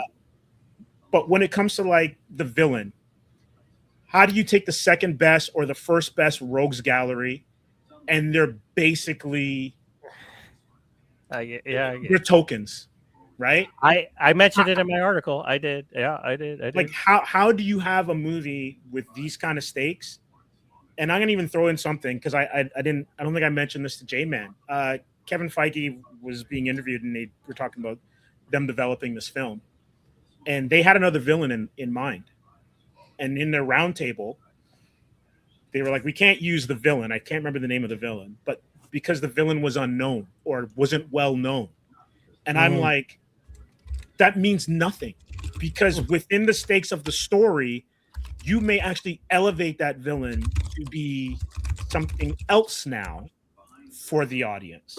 Like, no one knows who Blofeld was going into James Bond movies. No one. Or General Zod. Finger was. General Zod. General whatever Zod character. was. No one knows who Hans Gruber was. Right. Like, think of all these legendary movie villains that we have. And why are they legendary? Because they played off of the hero. Yeah, it could have been anybody. Like, right? You could have made up a villain, and so that would have been better. Trade-off to use Jean now damages, in my opinion, where they're going to go with the X-Men. I agree. Right? And I love Jean Grey. See, I disagree with that because I think what they did in the last act, you see what happened to her. It's like you see what happens with the Punisher. His whole family dies, but it's like, but they fear. Hold on a second. They fear mutants. They fear mutants. But they're Jean always going to Grey's fear mutants. I know, but now we have a reason. It's like, why do you fear mutants? I don't know. She mind controlled everybody and destroyed everything. It's like, there's a reason. Because if you say I fear Jean, why do you fear Jean Grey? She's just a nice, pretty girl who's just a normal girl. She just happens to have these powers. Yeah, that's true. No, she destroyed a bunch. This is why I don't like the Days of Future Past. Magneto dropped a stadium. I'm like, that's pretty horrific. Like, if I'm sitting there and some guy lifts the stadium, drops it, be like, yeah, I think we need Sentinels to stop these people. This is crazy, right? Like, you need to show the good guys. It's like, no, Jean is just a normal girl, but she's not. So the first introduction of mutants is that we have this crazy, it's like, but her sister, yeah, but nobody cares about the reasons. The fact of the matter is that she did these bad things. Hold on, let's say Headcase. How's it going, dude? Hey guys, what's up, man? What did you think of the movie? So, man, it gets emotional. There is a lot of really good scenes where the emotion comes through it, and to see Bernthal kind of break down a little bit, and yeah, he was mouthy and was cursy, and that's just totally his style. But to have him, realize that he did owe somebody, and that's always kind of been his thing, where the people that protected him before, he owes them, and he keeps that in his heart, and that's what he did with MJ. He's like he didn't like it, but he knew he had a protector because he was paying it back, and he knew when he paid it back that his debt would be repaid to Spider-Man for doing that. One of the things I'm going to throw out there that is just going to be like a whole total left field thing is that I think that just as Madeline Pryor didn't know that she wasn't Jean Grey, I think that Jean Grey in this movie is Madeline Pryor. I think both her and her sister are both clones, and that's why that they were left, that they thought that their mother left them. That really wasn't their mother. That was their mentor. And I think that the person that is supposed to be Jean Grey, being so young, even younger than Spider-Man in this movie, is Madeline Pryor. Okay, so let me tell you something, buddy, right now. You just earned the gold prize here. If that happens, then that'll retroactively fix pretty much my biggest problem with this movie. If that is Madeline Pryor, that would be genius. Now, my only pushback to that, I don't think these people are smart enough to do I think you're smart, and you're taking your intelligence and applying it to these people that don't know what you're talking about. Like, you're gonna be, oh wait, is this Madeline Pryor? Like, oh, who's that again? Head case. That is an awesome pull. The only problem is then it makes her relationship with Scott mean nothing, because Jean has to die for Madeline to mean something, right? Yeah, that's true. Because her resurrection, but it's not as bad. Has well, let's say this is a different universe. This isn't, I understand. Yeah, it's not as bad. It's not as bad as what they're giving us. So that could be a solution. A different universe, but then the foundations of I think this is the answer though. Yeah, they aren't that clever, exactly. I think Headcase, you've really you're helping them out, but I'm not sure. Go ahead. It's a different universe, I agree, but you cannot be that fundamentally different. I'll give you guys this much. I don't think that they are that smart. That's the part of the problem here, right? Yeah. Is that they would, but they could use that in this to even have bring Famke back and have that be Madeline Pryor because she's younger than her. That would mean that she would be a clone because she would, of course, be younger, and her sister would also be another clone. Is that this forgive me, was it Divergent or DT, whatever their name was in this, what's the name? Damage Control. Damage Control. That they cloned them to try to use the power, and that's what they were doing, is they were trying to use them both, and they killed their sister first, and they deleted her. Sorry, I'll throw this out there to your head case, not to cut you off.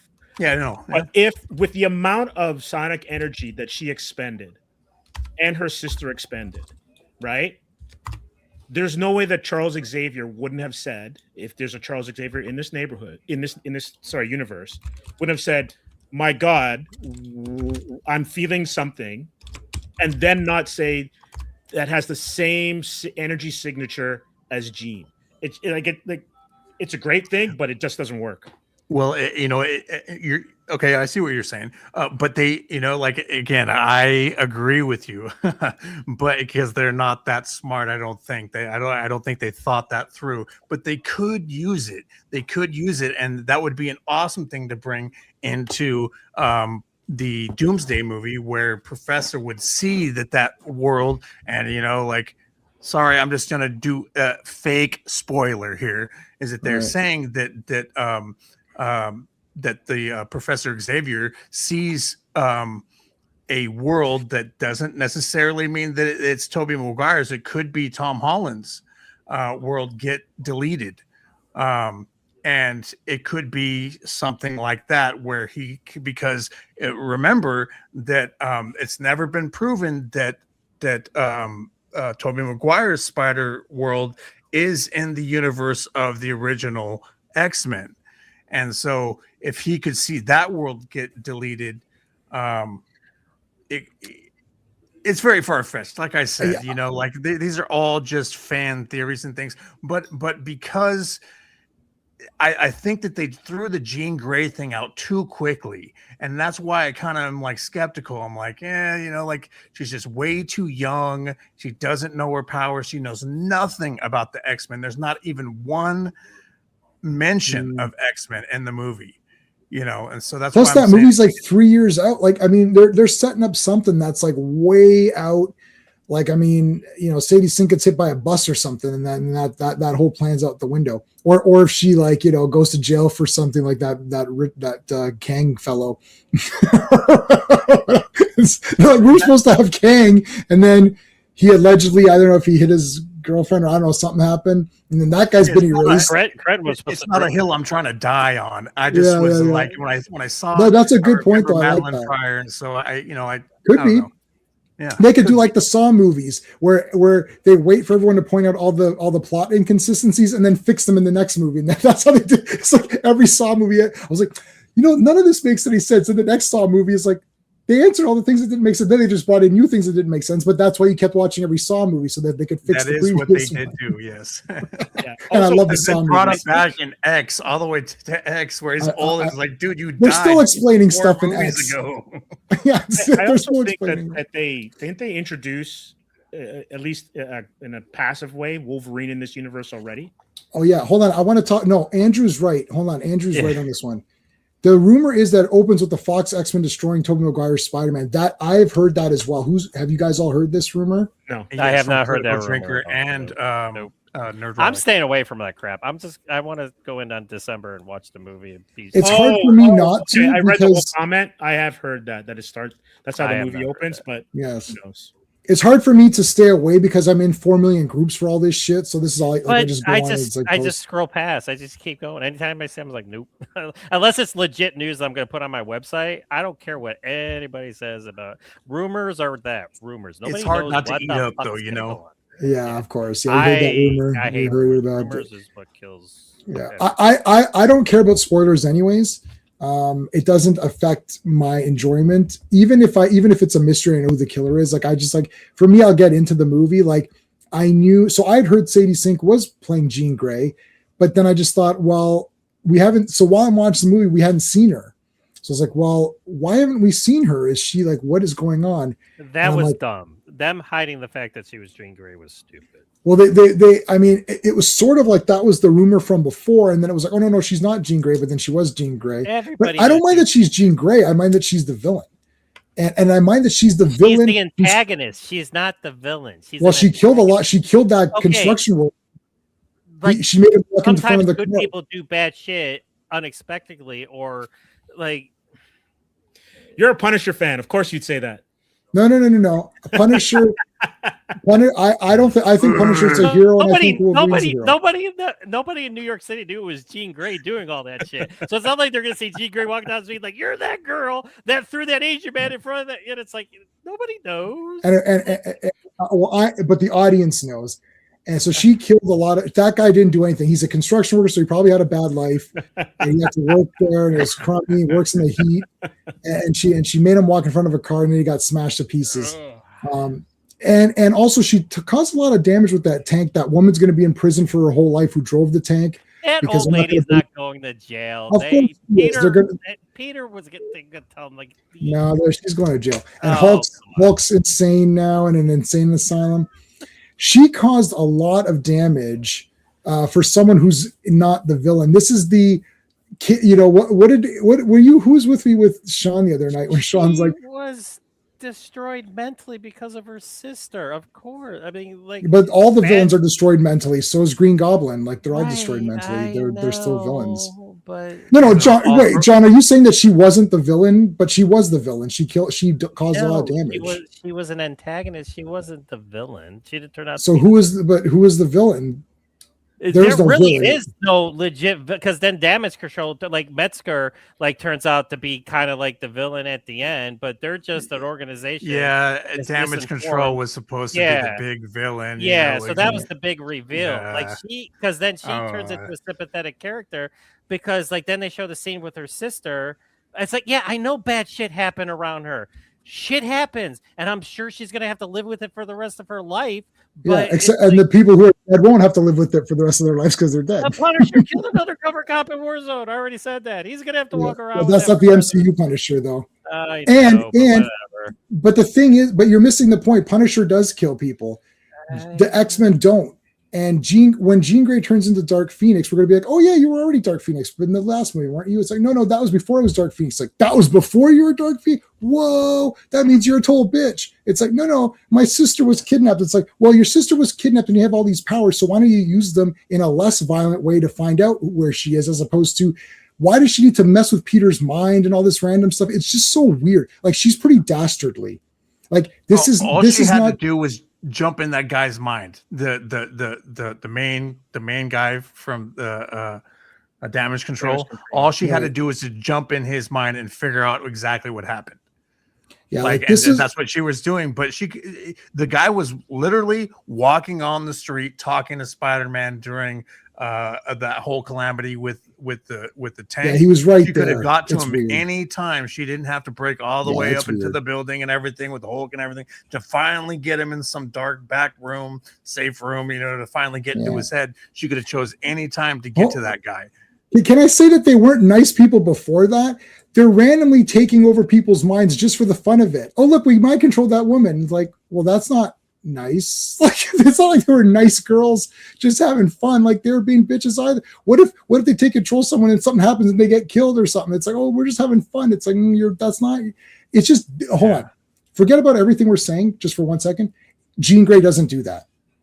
Period. So whatever excuse in the movie they made, whether you think it's a full-on 10 out of 10 villain or where you think it's like a 3 out of 10 villain or whether you think it's just an antagonist, Jean Grey doesn't do that, period. So it's wrong. Whether it makes sense in the movie. It was Madeline Pryor. Yeah, that's why it's wrong. Exactly what made it. And so the only reason they think it's Jean Grey is because they scanned her face. And then when they scanned her face, it could be Madeline. Yeah, they looked up what her face brought up was Jean's Grey profile. Then that's why they thought it was her, because it looked like her. And I'm not trying to keep beating that into the ground, but what I'm saying is that, so I just think it's just too convenient. Like and maybe that's what they're doing. Maybe they just wanted this movie to be just like super cut and dry, and that's exactly who it was and everything. But then she rides off into the sunset, and you don't really know. Yeah, if it's Madeline Pryor, then that would be way better, because then if it like what you're saying, Steve, it doesn't logistically make sense or it ruins a relationship. I'd rather have that than Jean Grey being a antagonist, if we want to be the nice word about it, the nice word antagonist, because I can't find my sister. Well, you know what? I can't find, if I lose my dog, I'm not going to go murder people to find my dog, like, or whatever. Hey, Truth, how's it going, dude? Agreeing with Jamie makes me want to see professional help. What do you mean professional? Truth, I'm trying to help you out, buddy. We're trying to help you out. You got to accept the truth. You got to accept the J-Man truth. Okay, is Jean going to be the new Supergirl? No. Well, Jean's in a movie that made money. So Dan, so she won't be the full-on Supergirl, that's for sure. And people don't think she's actually, Supergirl is worse than Jean Grey, because Jean Grey still has a purpose. Supergirl's like, well, it's like, here's what Supergirl, what would Supergirl do? She'd find her sister. My sister's alive. Yay. It's like, oh, you see this innocent janitor who just happens to be in damage control? I'll just kill him too while I'm here. It's like, he's part of damage control. That would be what Supergirl would do. And then one thing I'm glad about is that they didn't involve the multiverse. That is one good thing about this movie. It's a standalone. They didn't throw that out there. So at least maybe, if it is Jean Grey, that there isn't like, this whole, a TVA coming through, and then you're just like, who's who? Nobody knows who's who. Is it Bucky or right? Yeah. It's nothing weird. Again, and to go back to, okay, so Steve, you were so wait, Headcase, what did you give the movie out of 10, or how do you rate movies, like out of 5 or 10, or do you even rate them? I can go out of 10 here. So I'm gonna say that the swinging spider man, swinging around the city and all that stuff was amazing. Good graphics. It was really, really good. And the emotional parts were really, really good. I think that the story and involving a Punisher just a little bit, and then involving a Hulk just a little bit, and everything, it all just made it feel really flat. So, I'm going to give it a 7 because of the emotional parts, and in this movie, this is Tom Holland's, in my opinion, best performance. Yeah, easy. He's very emotional and really good, likable. And, yes. Yeah. And so I think it deserves at least a 7. I'll give it a 7. I mean, I'm getting like, I'll watch it again. I'll get the 4K, whatever. And I'm going to be somewhat okay. The only reason I can somewhat see myself like being slightly better with Jean Grey's because you had Case, I'm going to pretend it's Madeline Pryor, whether it is or not. I'm just going to pretend it's her. But then also because, as I said, we're never going to get a proper X-Men movie in my lifetime, I've come to the conclusion that I may as well just forget that. So I'll just focus on the good parts. It is called Spider-Man Brand New Day. Spider-Man is the best character in the movie. It's the best costume that I think we've seen. The swinging around is awesome. Him helping people is awesome. Helping with the cops. Him and Punisher are great. I liked Punisher a lot in this one. I haven't liked Bernthal since season 2 of Daredevil, but I liked him in this one. I liked, I think Savage Hulk coming back is better because, like, that other Hulk was bullshit. I actually like their talk. I like what he's like saying, oh, you got this, like, whatever thing. And he's like, you're not one of my students because the students, they're just sitting there like, oh, they just want to talk about Avengers. I love that she asked, and then about the why doesn't Thanos just make more food? And he's like, we have a response for that. And then the guy's like, oh, it's bad. She's like, that's the response. That is great because they know that that's a dumb. It's like that entire thing is dumb. Hey, Andrew, how's it going, dude? Andrew, man, how's it going? Oh, wait, we got 2 Andrews in here. Mm-hmm. And let's pull Daredevil with them. Daredevil in there would be great too. I give it a 7 as well. This is his best Spider-Man, which is saying, well, I think it is. It's not saying much if you look at the other movies, but I think it is saying something when you look at this movie. I think this was Zendaya's best movie that I've seen her. It's her best performance in any movie that I've seen her in. They actually made her look pretty in this movie. She looked very pretty in this movie. She did. And I felt, I felt for the, what the thing is, because they used her in small doses, like her kind of reaction comedy and her talk back points or whatever, they used them very small. So they actually made them funnier. Like when Frank's like, I only got 1 rule. You don't do this. She's like, oh, so 3 rules. I actually laughed. I was like, that was very funny. But because she wasn't in it the whole time saying her shtick, and she did perform well when she was under the spell of Madeline Pryor, which is now what I'm going to call that character. Yeah, there was no scowling awesome. Either. If you remember, yeah, she didn't have the Zendaya face or whatever. She didn't do that in this movie. She nope. I think maybe like enough people when they say that to you, like maybe you do go and analyze yourself or your a PR team's like, hey, maybe just don't scowl in this movie, and if you just don't do that, then people like you more. Yeah. You know what? Zendaya. So one thing I saw, there's a channel I watch, which I'm not going to mention, but a channel I watch, and they were talking about Zendaya, and her public profile is like 10 out of 10. She follows 0 people on Instagram. She doesn't repost shit. All she does is she's like, oh, I'm at the premiere of Spider-Man. And she fucks off. It's like, which is the best. She doesn't get involved in anything. You don't know her political stances. You don't know what she is endorsing, what she's not. She doesn't even follow Tom Holland in the event that he follows, because Tom Holland is a super funny guy in interviews and he just says anything, which is great, which makes him actually really fun. The thing with Tom Holland is that he pretty much is that character in real life, which makes him even more fun. Because you see him in interviews, he just says random shit. Like they can't shut him up. He spoils every movie. It's the best. I love it. So he was that's very. Why he and Ruffalo can't be in press tours together. Ruffalo's brutal too on stuff, right? But so all the spot, and here's the thing: I think John represents the majority opinion, which is they're like, yeah, that was a little bit weird with Jean, but you know what? There's a lot of great stuff in this movie. I'm willing to give them the benefit of the doubt. Let's see where they take this character, and I'm excited for what's to come based on what I watch. I think does that sum your opinion up pretty good, John? Yeah, in my article, I put that the villain was the weak point. Fans. So, yeah. She also doesn't disband. No, but you don't hear anything. Even when people make fun of her. Oh, your face is always the same, and she doesn't say shit. Just okay. You didn't think my face was good? No problem.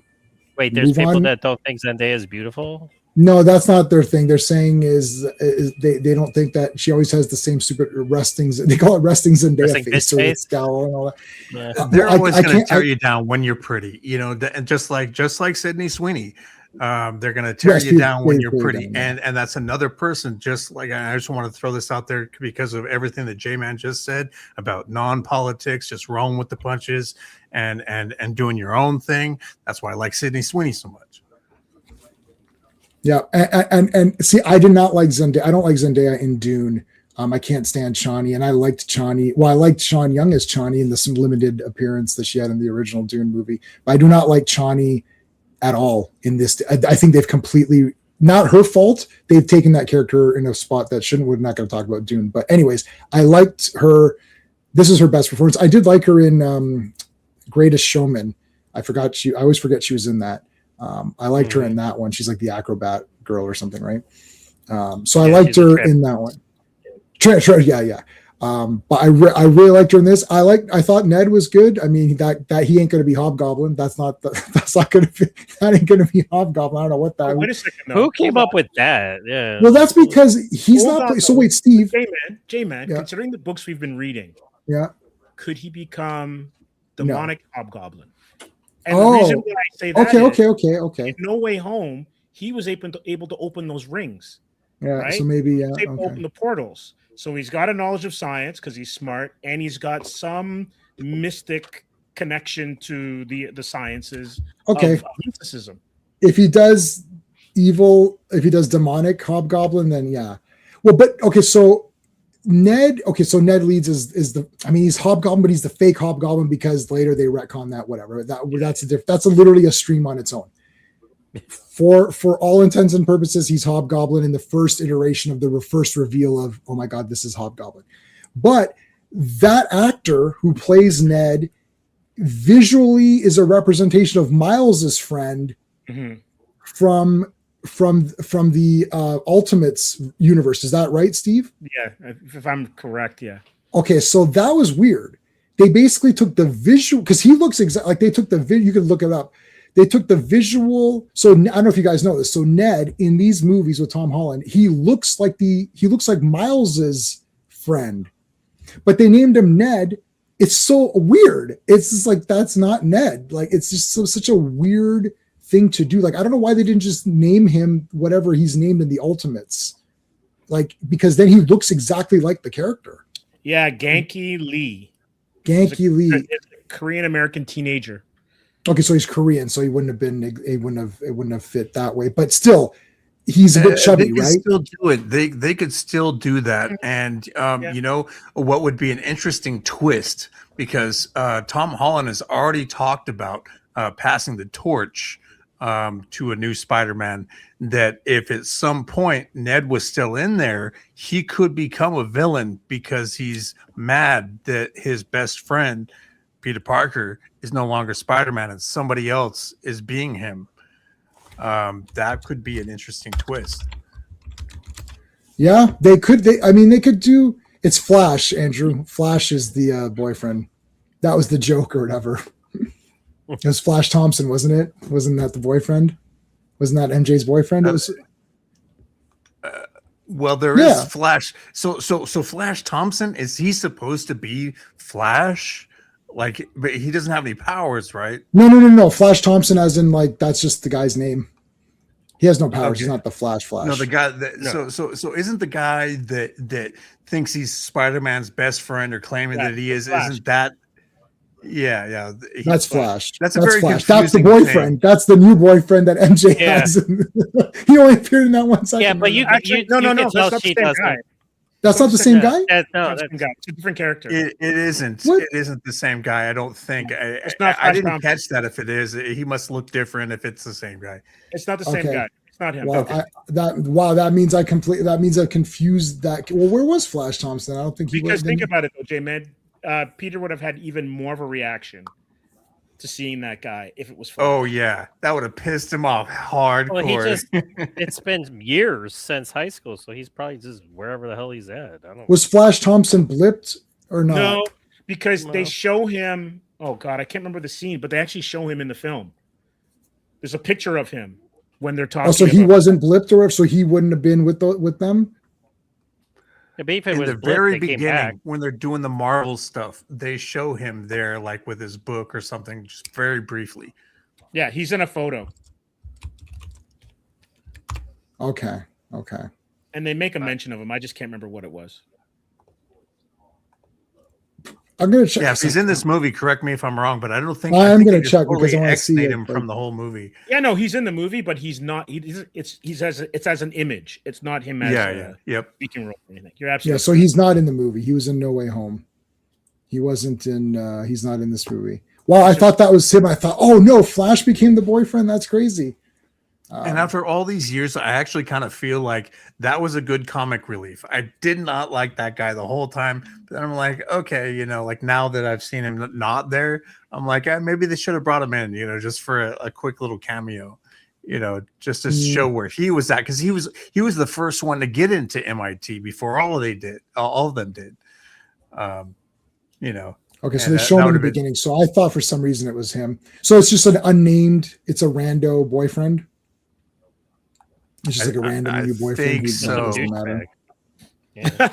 Yeah, and maybe that's probably the best way they should have gone with it. I don't think MJ would have been into him anyhow. But she was throughout the movie. She the way she talked about him after the fact. I forget where it was. I mean, but you could tell she wasn't that into that guy. She wasn't like she was going to marry this guy. We got 14 votes. Somebody voted. 7% gave it 2 out of 5, which probably is just one person. So one person gave it a 2 out of 5. 14% gave it a 3. 50% gave it a 4. And 29 gave it a 5. So 50, 60, 70. So 80% of the people gave it a 4 or higher. This is very, very much on track to be the highest grossing movie of 2026. It'll be the highest grossing movie of all time. Because maybe, but this is gonna go ahead. Sorry. Yeah. No, you go ahead. No, I was just gonna. This being so successful, like whatever doubt people had about Doomsday, this is just gonna propel them to go see Doomsday. All right, so look. Yeah, that's a good point. Avatar Part 1 is 2.9 billion. So, I mean, I don't know. Like this might, it's going to make 2 billion. I think it's a billion already. It just came out. And but the thing talking is shit. like even though it made this much, it's like the legs of it. We'll see. Yeah, for whatever reason, Avatar. Everybody just kept like I like Avatar, but I'm like I don't need to watch it all the time. But I don't understand like how that's like the highest grossing movie of all time. And maybe there's because no of the emotion amount in of that. money for the money, the like the 3D money, because it's like it costs basically a lot. At the It's like time, yeah, basically when it $10 came out, it more. was like everybody was blown away by the It's cutting edge. imagery. Yes, so Yeah. I The guess 3D. I'll say this: it had the best 3D ever. Like it was. yeah, if you're gonna pick crazy. one, You're like, yeah. holy shit! Like it was pretty awesome. But like, I've only seen it once. I bought the 2 Avatar movies and then I sold them. It's like I'm like, why am I buying these? I'm not going to watch this again. Yeah. I didn't even watch the second. I bought the second one on 4K and never even watched it. So now I I'm haven't just telling seen it. the last one. I didn't see the last one either. I just can't. Spider-Man alone. Yeah, there's no superhero fatigue for Spider-Man. Asia is a big Avatar. Oh, there you go. Fun. Yes, there you go.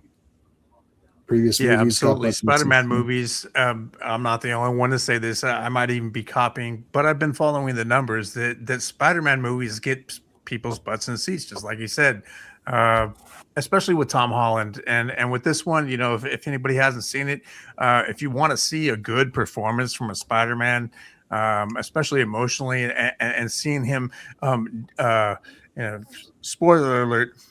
He sets aside all of his Tony Stark technology to use his own technology in this movie, Which is He good. just uses the bare bones AI. Yeah, which is great. He uses all of his own tech, and it's just in his mask. That's it, just in his mask, and just an AI helper. It's basically used as thought bubbles. They're basically the thought bubbles, because he wouldn't need it if he was thinking it, but he's not going to narrate it. So they just give that as someone to talk to be like, where's my inhibitor chip at, and all of that. And what did you guys think of the mutations thing? Did you think like, like, did you like that story angle? Or because he's got the organic web shooters now, which is going back to the Raimi's stuff. Did you like that, or do you want to keep? Steve, you're a Spider-Man guy. Does that go against the Spider-Man-isms? I've always hated the organic webs, because technically it should come out of his ass. Yeah, I thought that too. Yeah, that's just me. But I get it, and it's kind of Sony kind of reasserting a little bit of what the character was when it debuted in their movies, which is fine. It's interesting though that if he that's one of the problems with this movie, is like the mutations are kind of random, right? Like they just kind of show up, and there's no resolution. So are they going to be resolved in Secret Wars? And if he's going to be off planet, a good thing to have is the organic webbing, because then you don't have to worry about replenishing your. Hey, what about Cosmic Spider-Man? They can have the silver. Right. Oh yeah, you could do. They could do that or whatever. So I don't like. I don't know. Like, where do they stop? Like, because he does molt into a spider in the comics. So where do they stop in terms of what his power level is going to be? Right. He'll get the arms. That's crazy. But if you think about it, if everyone's going to Battle World, and he's so amped up already, Hulk got a power upgrade. He's got a power upgrade. It seems like everyone's going to have a power upgrade when it comes to the final battle with Doom. So we'll see what happens. Wait, what's the next? Okay, so is Doomsday the next? Doomsday, and then Secret Wars. And then they're releasing Avengers Endgame in September, but it's supposed to have scenes related to Doomsday. Well, I'm just saying. Yeah, no. I know. I'm stating a fact. You are stating a fact, and I'm giving the conclusion. Anyway, yes, Doomsday is the next one. Yes, J-Man, you're correct. Yeah, so Doomsday is the real next movie. So one thing they could do with this Spider-Man transformation that he can't control is create a sample, or somebody could get a sample. And that's where Doppelganger might be able to come in, instead of pushing down those Spidey powers and things that were infecting him and making him have like web shoot and everything. They could go the opposite way, and somebody like Carnage, who knows, anybody could come through and create a doppelganger, allowing those to fully come through. I'd love to see Doppelganger. So now, wait a second. Is Doomsday going to be like Crisis on Infinite Earths and collapse all this and just have one timeline? Because that's kind of what Hickman's miniseries in the comics was, to unify the multiverse, right? What, Secret Wars? Yeah. So the Secret Wars. No, nobody read that. Yeah, I'm just saying. But that's why I need to know. I don't know. Explain it. Yeah. So essentially, what it was is because they had the Ultimate Universe and all that kind of stuff. Doom unified all of these things. And so I have a feeling that's what you're going to get, that after that, then you're going to have this one singularity of a universe. And that's how you're going to get your X-Men and everyone in the same universe. And you'll be able to have more Marvel team-ups without having to worry about, inter-studio complications. Well, Foggy also said that there's everybody was saying how Secret Wars was going to do like this huge reboot. He says that's not going to happen. No. So everybody's like, once Secret Wars goes, everybody's out, and all these new people are going to play the same one. So it's not. They're going to already do that in Doomsday, though. So, I mean, he can say that, but that's exactly what they're going to do in Doomsday. They've already shown that they're bringing people back from different universes. And by gosh, I will even state this, that I think there might even be multiple Buckys, multiple Captain Americas, potentially multiple other people, even potentially Sadie Sink coming in as Jean Grey and seeing Famp come back. How much screen time? Like, are these going to make the Odyssey look like a half-hour comedy show? Right. I mean, there's going to be a lot. We'll see what. I mean, I don't know. We can always speculate. Hey Ross, I think I don't mind introducing plot points that will continue in other movies. It's like I just watched Star Trek 4 today for the 400th time. And in Star Trek 3, the Enterprise blew up. They had the Klingon ship, and then they had the Klingon ship in the next one. And you could say, well, why did they have a Klingon ship when that didn't go anywhere? Where it went somewhere in the next movie. So I don't mind. They had Kirk Connors in Spider-Man 2, but it didn't go anywhere. Ultimately, actually, that went nowhere because he didn't even become Lizard. So I don't mind them putting in stuff that'll be later as a small minor plot point just to conclude. If you have too many that are going to conclude later, then it feels like, why are you setting up movies, right? Which is what this movie felt like to me. This movie definitely felt like it. True. In the Jean Grey parts. The mutating parts, I had a feeling, well, the mutating parts did go somewhere in the sense that he overcame the mutations to choose to be a hero and embrace them when he needed them, but not to get overwhelmed by them. So I think it did go somewhere, but they can develop it, as Headcase is saying, they could develop it in more, in future movies, they can maybe do something. Jean Grey is a super duper total setup for look, whether you like that angle or don't like that angle, the fact of the matter is that someone said, because it's like, if we all sat at a round table and picked 5 more friends of ours, all sit at a super round table and be the friggin' knights of the round table and be like, all right, Spider-Man, the 10th movie or whatever we're on now. 10th movie, who should be the villain? Boom, boom. And someone's going to be like, oh, I like Puma. It's like, oh, okay. How about Boomerang? How about Tombstone? Okay. How about Negative Man? How about, so people start throwing out super random. Rhino. Names, right? Rhino, a better Rhino, Tarantula, right? And then someone's like, Jean Grey. I'm like, you're in the wrong office. The X office is over there, and Jean Grey's not a villain, you dumbass. Go back, get your ass. And so I was like, oh no, let's do that. Huh? This is so weird. Just on if I just say to you, who's the villain? Well, the first villain is Green Goblin. Yeah, Green Goblin's one of the top guys. Okay. Next one, Doc Ock. Yeah.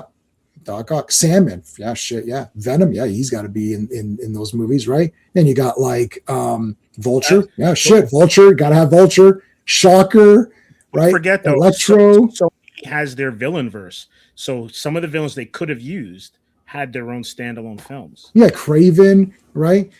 So you have all these villains. It's like Jean Grey is not who's your. If I said give me your top 50 Spider-Man villains, is Jean Grey? It's like so weird. Like it's like it's like wrong universe. Like it's the wrong brand, and she's not a villain, and she's on the wrong brand. So it's too.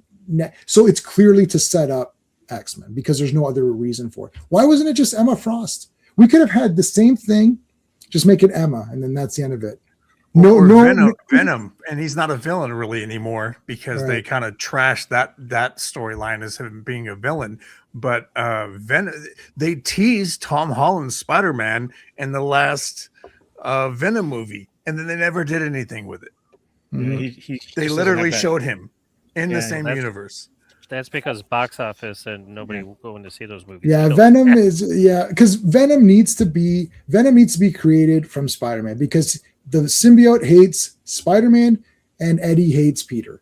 Yeah. You cannot get that villain is one because Craven was a hunter. Yeah, like Craven was a hunter before Spider-Man came on the picture. Craven was already an outside hunter. So even though that movie actually gave me a heart attack, but notwithstanding, it's like, did it work or not? Who can say? Could say it's not. That wouldn't work. But he was a villain before Spider-Man was around. So Spider-Man was around. Craven was hunting people, and then he's like, "Oh, I'm going to hunt the Spider-Man guy." But Venom is specifically created from Spider-Man, so you cannot make a thing outside of that. Here's the crazy thing, right? Yeah. Where does he get the suit? In Secret Wars. He needs it because his suit's destroyed. The web shooters are all busted. We'll be reading Secret Wars live on this channel in 2 weeks. Go right. ahead. And he gets the suit, the same machine that repairs Cap's shield when it's destroyed, gives him the suit, and then he has the webbing. So from 8 to 12, the last 4 issues, it comes out of the top. And he doesn't have to worry about web fluid, right? And so it's really interesting.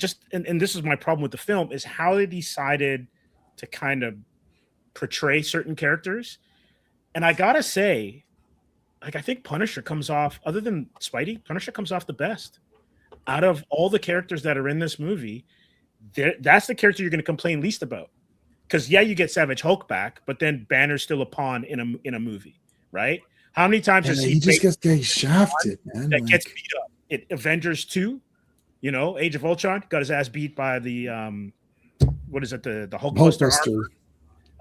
He really didn't do anything in Infinity War on Wakanda, right? Because he's in that he's in the armor. Yeah, I know. Like Banner, Spidey and Punisher come out the best. Jean is absolutely like destroyed, or Madeline, right? If we're gonna go that way, and so that's my issue, and it's all for setup. It's so as a film, divorced of anything else, you walking in there and you're like, am I going to be entertained? And I think this is where, John, you're 100% on this. Absolutely entertaining. Like set pieces are great. It's bright, it's colorful, it's funny, lots of action. It's the connective parts that make it a whole to me. That it's still, the more we talk about it, the more I'm falling out of favor with this. Nobody's going to be everyone's going to like, there's not anybody that's not given this, like, outside of the comic book people, everyone's dying over this. Like nobody's saying, I don't like. A lot of people are saying, I like this Jean Grey thing because because look how powerful she was here. Imagine when she's Dark Phoenix. Like, but they're not thinking it through, right? Like they're only thinking it again within this movie. If this was the last we've ever seen of Jean Grey, then you're like, okay, well then that's it. But if you're going to take this character and move on, there's going to be a lot of damage control that it's going to have to be done for this character, because Jean is a good person and she's a kind person. She wouldn't resort to doing this. So using her in this plot, which you could write anything you want, makes it weird. So it's clearly for setting up, they could have set it up with someone else too. That's my only problem. But anyway. And that's why the Madeline Pryor thing works, if you think about it. It could be, yeah. Now, as a movie on its own, it's pretty awesome, because when you're watching it, I was really like, what's going on here? Like, I really didn't know. I was invested in the mystery, and I liked Peter, or Spider-Man actually, walking around and getting information, because Peter Parker, Spider-Man, this movie did a lot of great things. Firstly, it's established that Spider-Man is a better detective than the Batman, because the Batman can't figure anything out and just stands around in the dark. Whereas this Peter is proactively figuring out a mystery and looking at stuff and trying to figure stuff out. So he's way better than Batman already. He's not a cold-blooded piece of trash murderer like Supergirl, so he's already better than that. It's like he's better than like every other hero we've seen.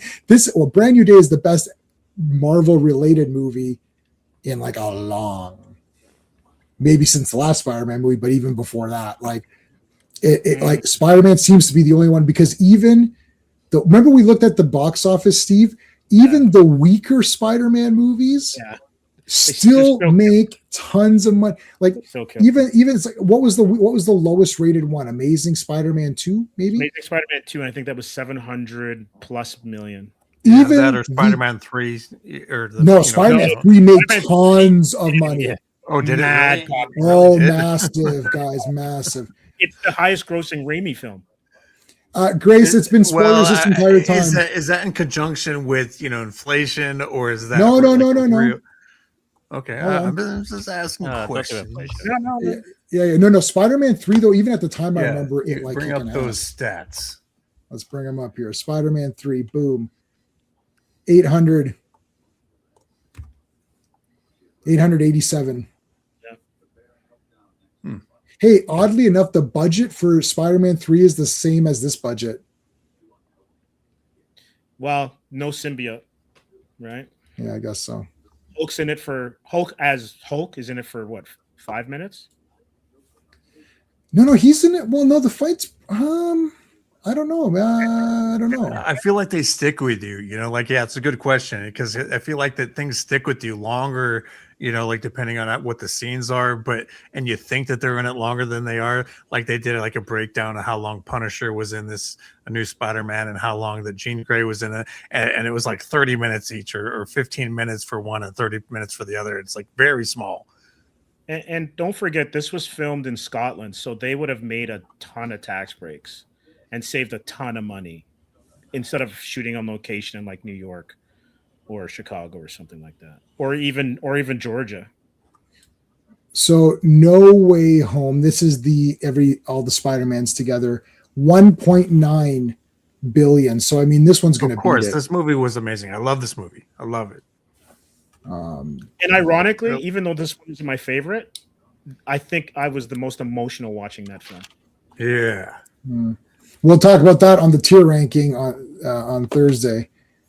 Dan is excited for Ghost Rider. I'm excited for it to get canceled and not go anywhere. And I mean, when I see a trailer, then I'll get excited. Until I see a trailer, there's no point because everything gets announced and then canceled. Out of all the projects that get announced, J-Man, one gets canceled, and now you're on this like. What are you talking about, John? Everything from Disney's been canceled. So what was the lowest? What was the lowest? I think Amazing Spider-Man 2. Not the animated movies were way low comparatively. Well, yeah, of course that makes sense. But Amazing Spider-Man 2 was 716. Yeah, which is really high though. I know, that's what I'm saying. Like even let me see Amazing Spider-Man 1. Yeah, so I mean Amazing Spider-Man 2, which is the weak one. It didn't do. Let me see. Homecoming, 880. What was the second? Far From Home. Yeah, that was. I've next. never looked at 1.1. This is cool. Yeah. 1.1 billion. Far From Home.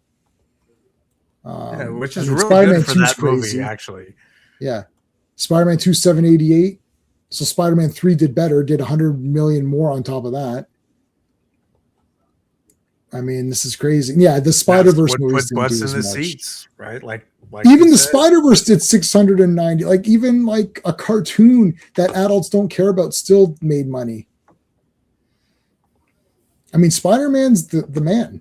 Why is Cyborg coming up with what did Cyborg make? 10 grand or 10 million? That's it. I'm surprised it made that much. Okay, but Cyborg, let's face the facts. Cyborg is better than any of these other Spider-Man. Is that in the same universe? Cyborg. I love Cyborg. It's Van Damme who's the greatest. Who's the greatest? That's funny. That is the biggest train wreck, but I watch it all the time. Yeah. Which is the number one? That's a dark movie too. Spider-Man number 1. How much did that make? That have been the sevens as well too? 800, 810.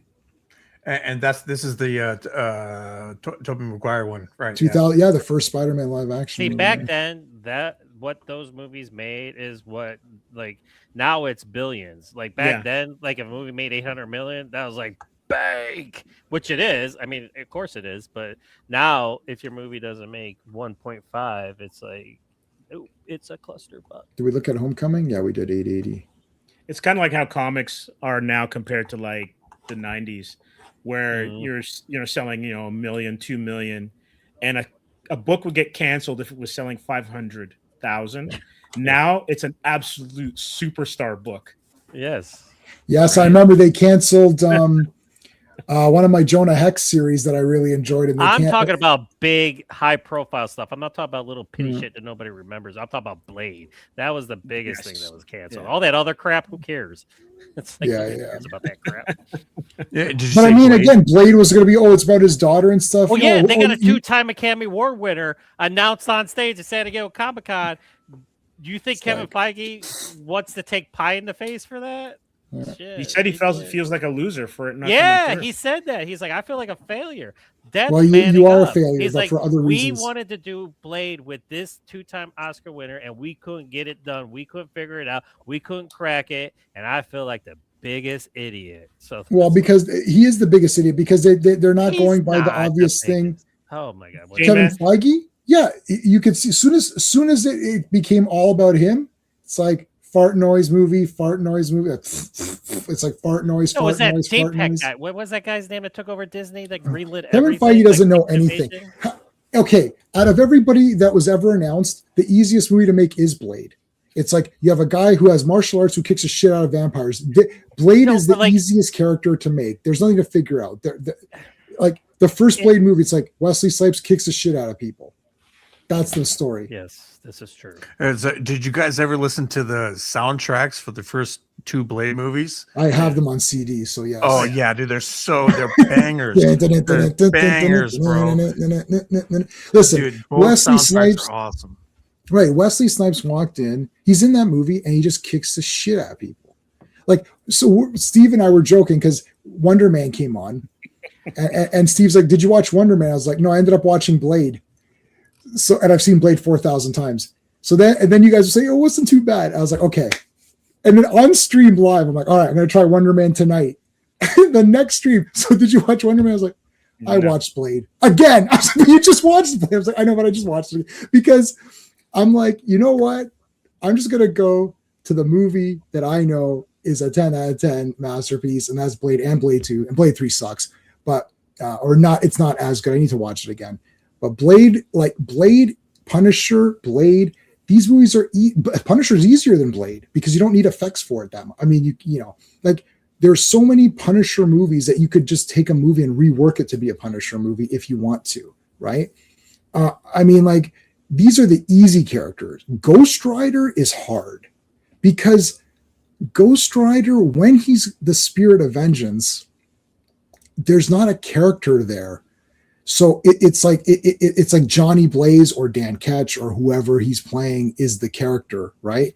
The Ghost Rider is just like a force of nature to get vengeance. It's like Hulk. Like when he becomes Hulk, but Hulk is still a character because Hulk has personality. Ghost Rider kind of maybe does ish. It's tough. Spider-Man is cool because when he's Peter, he could be different. When he's Spider-Man, he could be different. Same with Clark and Superman, Batman and Bruce, all of these dual identity guys. But Ghost Rider becomes a monster, right? So it's like he just looks awesome. So that's why they don't have many Ghost Rider. Like when you see like even in Nicolas Cage movies, which I didn't think were that bad, when he's only Ghost Rider for like 10 minutes or something. Like, I mean, it's mostly just Johnny Blaze walking around. So is Ryan Gosling playing Johnny Blaze or Dan Ketch? Don't know. We don't even know. So they didn't even announce that. Like, he's Ghost Rider. Well, which Ghost Rider? Like, it's apparently off of a comic that Gosling read and liked. So we'll see. Well, the font they use, Sean and I immediately, because we're nerds, it's like, oh, they use the Dan Ketch font.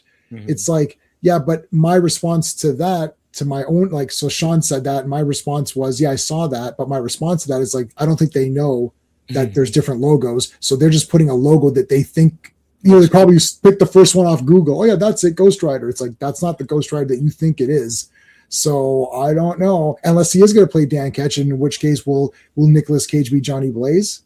Well, I can see that, and I want Eva Mendes to show up again. She could show up in anything, and that's and the less. Well, she's married to Gosling, so she's probably in this movie. Oh, is she married to Gosling? Is she? Yes. Yeah. That's why I want her in it. That's why. Eva Mendes is a marvel. Yeah. She is an attractive lady. No pun intended. Yeah, John, well, did you ever read the Cosmic Ghost Rider stuff with Frank Castle as Ghost Rider? Did you ever read I liked it. Yes. What did you think? J-Man liked it. Did you like it? I liked it. I like War of the Realms. I mean, I don't care. Like, you put Punisher in it. Like, I guess I'm like you. I guess I'm biased. Like, because like it's like the movies. Like, people hate certain movies or like certain movies. I like them all for different reasons. But so. Wouldn't this be an amazing animated movie or an animated series? They should do that. That'd be awesome. Yeah, they would never do it. Though, give me that. Yeah. Well, yeah. If you're gonna announce, exactly. I hope that Ryan Gosling can do it. I mean, they really need to tell him, it's like, dude, you got to play a badass in this movie. You got to screw all your other roles. You got to be a badass in this movie. You know, I like Ryan Gosling. I do too. He's a good actor. I just really want him to push him and be like, dude, you can't. No, none of that. you know what I'm saying. I know. He's It's been like in what was that? Barbie and stuff. So you got to really push this guy like as just like a no F's given. Yeah. Has he done a bad movie? I guess we're gonna find out right now. Let's see. Trying to He was think. badass in The Gray Man. I mean, the movie overall wasn't that great, Let's but he was see. badass in it. I liked him in the Filmography. what was that movie he did with Russell Crowe, which was pretty funny, set in the late 70s. That was pretty good. Oh, shoot, yeah. Not the It's other like guys. acting- Not The other guys. Notebook is that looks that's pretty stupid. The- I think my wife watched about 10 minutes of Notebook and she's like, I I'm was done. going to say your girlfriend might disagree. No. Well, you- Let me, head case. I've been married for 17 plus The years. nice guys. Thanks, My- RR. The nice guys. My wife gives zero chances. She gives movies about like 15 minutes and she's like, I'm done. Whatever you think of me, she is 1,000 times harder critic, and she doesn't like any of these losery movies at all. Like she's like, oh, I can't. She's like, I want to watch, and she'll mention all the big movies that were coming out, and then she'll watch like 10 minutes. She's like, this movie's stupid. And then I'm like, and I can't really turn off a movie. I try to finish it at least, and then I'm stuck watching it. The Notebook was like the first like getting laid movie that I remember. Right. You know what I mean? Not sure. Blue Reach Out. Valentine is really good though. Drive. I like Drive. That was Drive cool. is I have good, that too. one. Ides of March. I didn't know he did that. yeah, good elevator fight scene. Gangster Squad. Oh, that was a good movie. Gangster Squad was pretty good. Yeah. Good cast too. Lost River. Big Short is very good. Mhm. This is actually very good. I would say Nice the Guys. I did not like Fall Guy. Of course, it's shit. That's his bad movie. Yeah, the Fall Guy sucks. Barbie, Gray Man. I didn't see Gray Man. Oh, That he looks was in kind of Nightcrawler, right? No, that's No, that's the other dude. Jake Gyllenhaal. Yeah. Oh yeah. So, see, I I get those thought- guys confused. Everybody does it. I love Nightcrawler. I thought that was awesome. Yeah, okay. I was gonna say. So that's what I was gonna say. Is if he can give the Nightcrawler vibes, that would be really good. Like Ghost Rider. Mhm. Yeah. So I mean, he was good in Barbie. Yeah, he was good. I don't think that's a particularly bad movie. I just think it's kind of like slightly misguided and it's too long. It should have been more about Barbie going on adventures. Like, well, I don't understand why they had to do this big political statement. Like, or you could have Barbie going on adventures. Like, I don't get it. Like, anyways, whatever. That movie made an assload of money. So I mean, So my opinion means nothing. My opinion means nothing because it made tons of money. So the Fall Guy. How much did the Fall Guy make? $2. Good. 180 million. Good. Loser movie. Made 30 million, so studio's still happy. Good. No, it didn't. That's not counting all the marketing and stuff. Are you guys watching the comment? This is making me laugh. The comments are fucking hysterical. What are we listening? I don't know. There's a lot of good shit going on. I'm laughing. Oh wait, Ross. Who are people fighting? Yes. What? Yeah. Let me see. This guy. I don't know who this guy is, but Wow. yeah. Yeah, I'm not disagreeing with Ross. I think that Brand New Day is.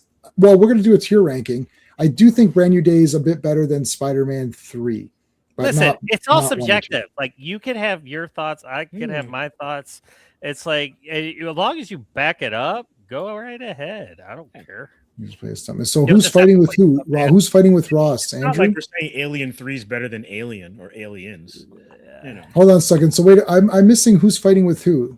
Oh, hey, our buddy was here. VSC. Oh, that's why we looked at that. Okay, so who else is fighting? That Andrew? one you just put it up there. The one comment was for Who are some of Ghost Rider's biggest villains? Oh, the It's guy with like- the eyeball, the big eyeball motorcycle riding dude. He's cool. Mephisto, Blackheart, I think, is one of the villains. Mephisto. So would Borat be in it? What's his name? See, like it's What getting the hell's- pretty- Mephisto, right? Yeah, Mephisto. What's Borat's actor name? Oh, Sacha Baron Cohen. Sacha Baron Cohen. Yeah. Yeah. Which was really surprised me when I saw that in Ironheart. I was just like, "Whoa, okay!" And he did a really great job. The Orb. Thanks, Phil. That was Orb, there the you go. that was the best part of having to go through all the other stuff watching that show to see him in the end. Yeah, he was good. Which what show is that? Ironheart. Oh, someone watched it. That's great. It's good to hear someone watched it. I watched 3 episodes of it and threw up, and I kept throwing up on my shirt. So I was following Disbrews and Critical Drinkers videos, and so I'm like, I'm gonna watch them and then hear what they have to say. You know what I mean? See. Yeah, I didn't finish that. I didn't finish. You know, what was really bad was was Ahsoka the same show as the one that was it? There was something that was with Rebels. There was a guy missing. There was a Star Wars show where some guy was missing. Yeah. Is that Ahsoka? Is that the same? Oh, you're talking about Kanan Jarrus. Kanan Jarrus was from Rebels, and he was not in. Is that the purple-haired Ahsoka. dude or whatever, or the the guy that looks like Jesus. That has the green armor on his arm? Yeah. Okay, so that guy. Okay, Ezra, right?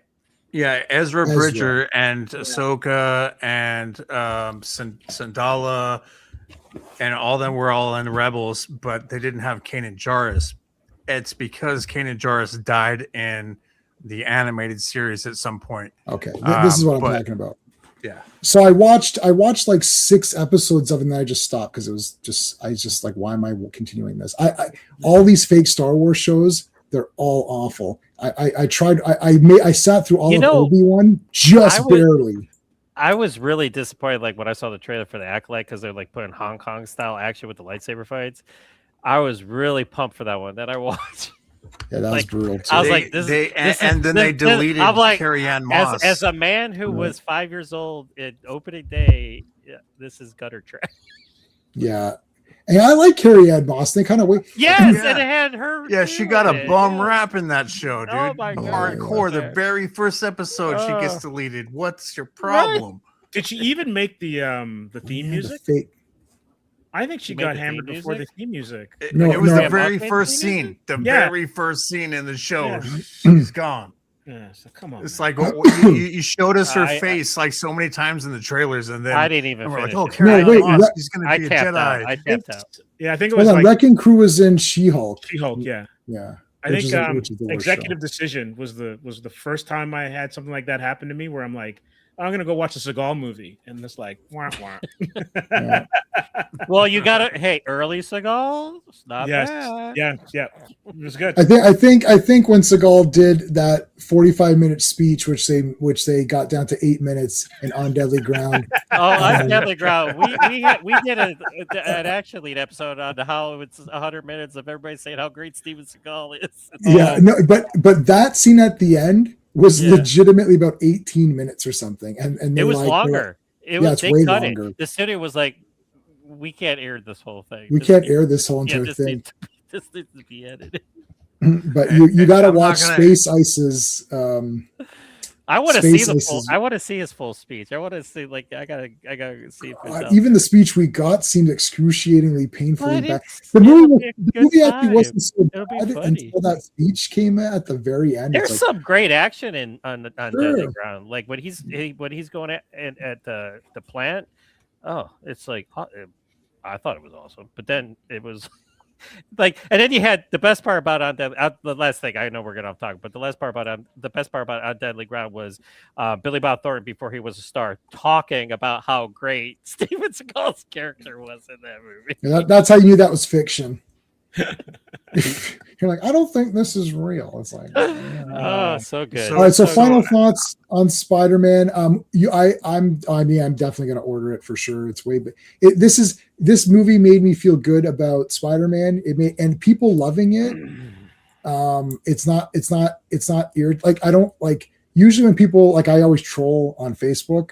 You guys, people who are friends with me on Facebook can see when I post something, there's like 300 comments and they're all triggered as shit. I just posted a tier ranking, and that is like trigger mania. Everyone like loses their mind. It's like my favorite tier ranking was the tier ranking all the Predator movies, and I put one into it.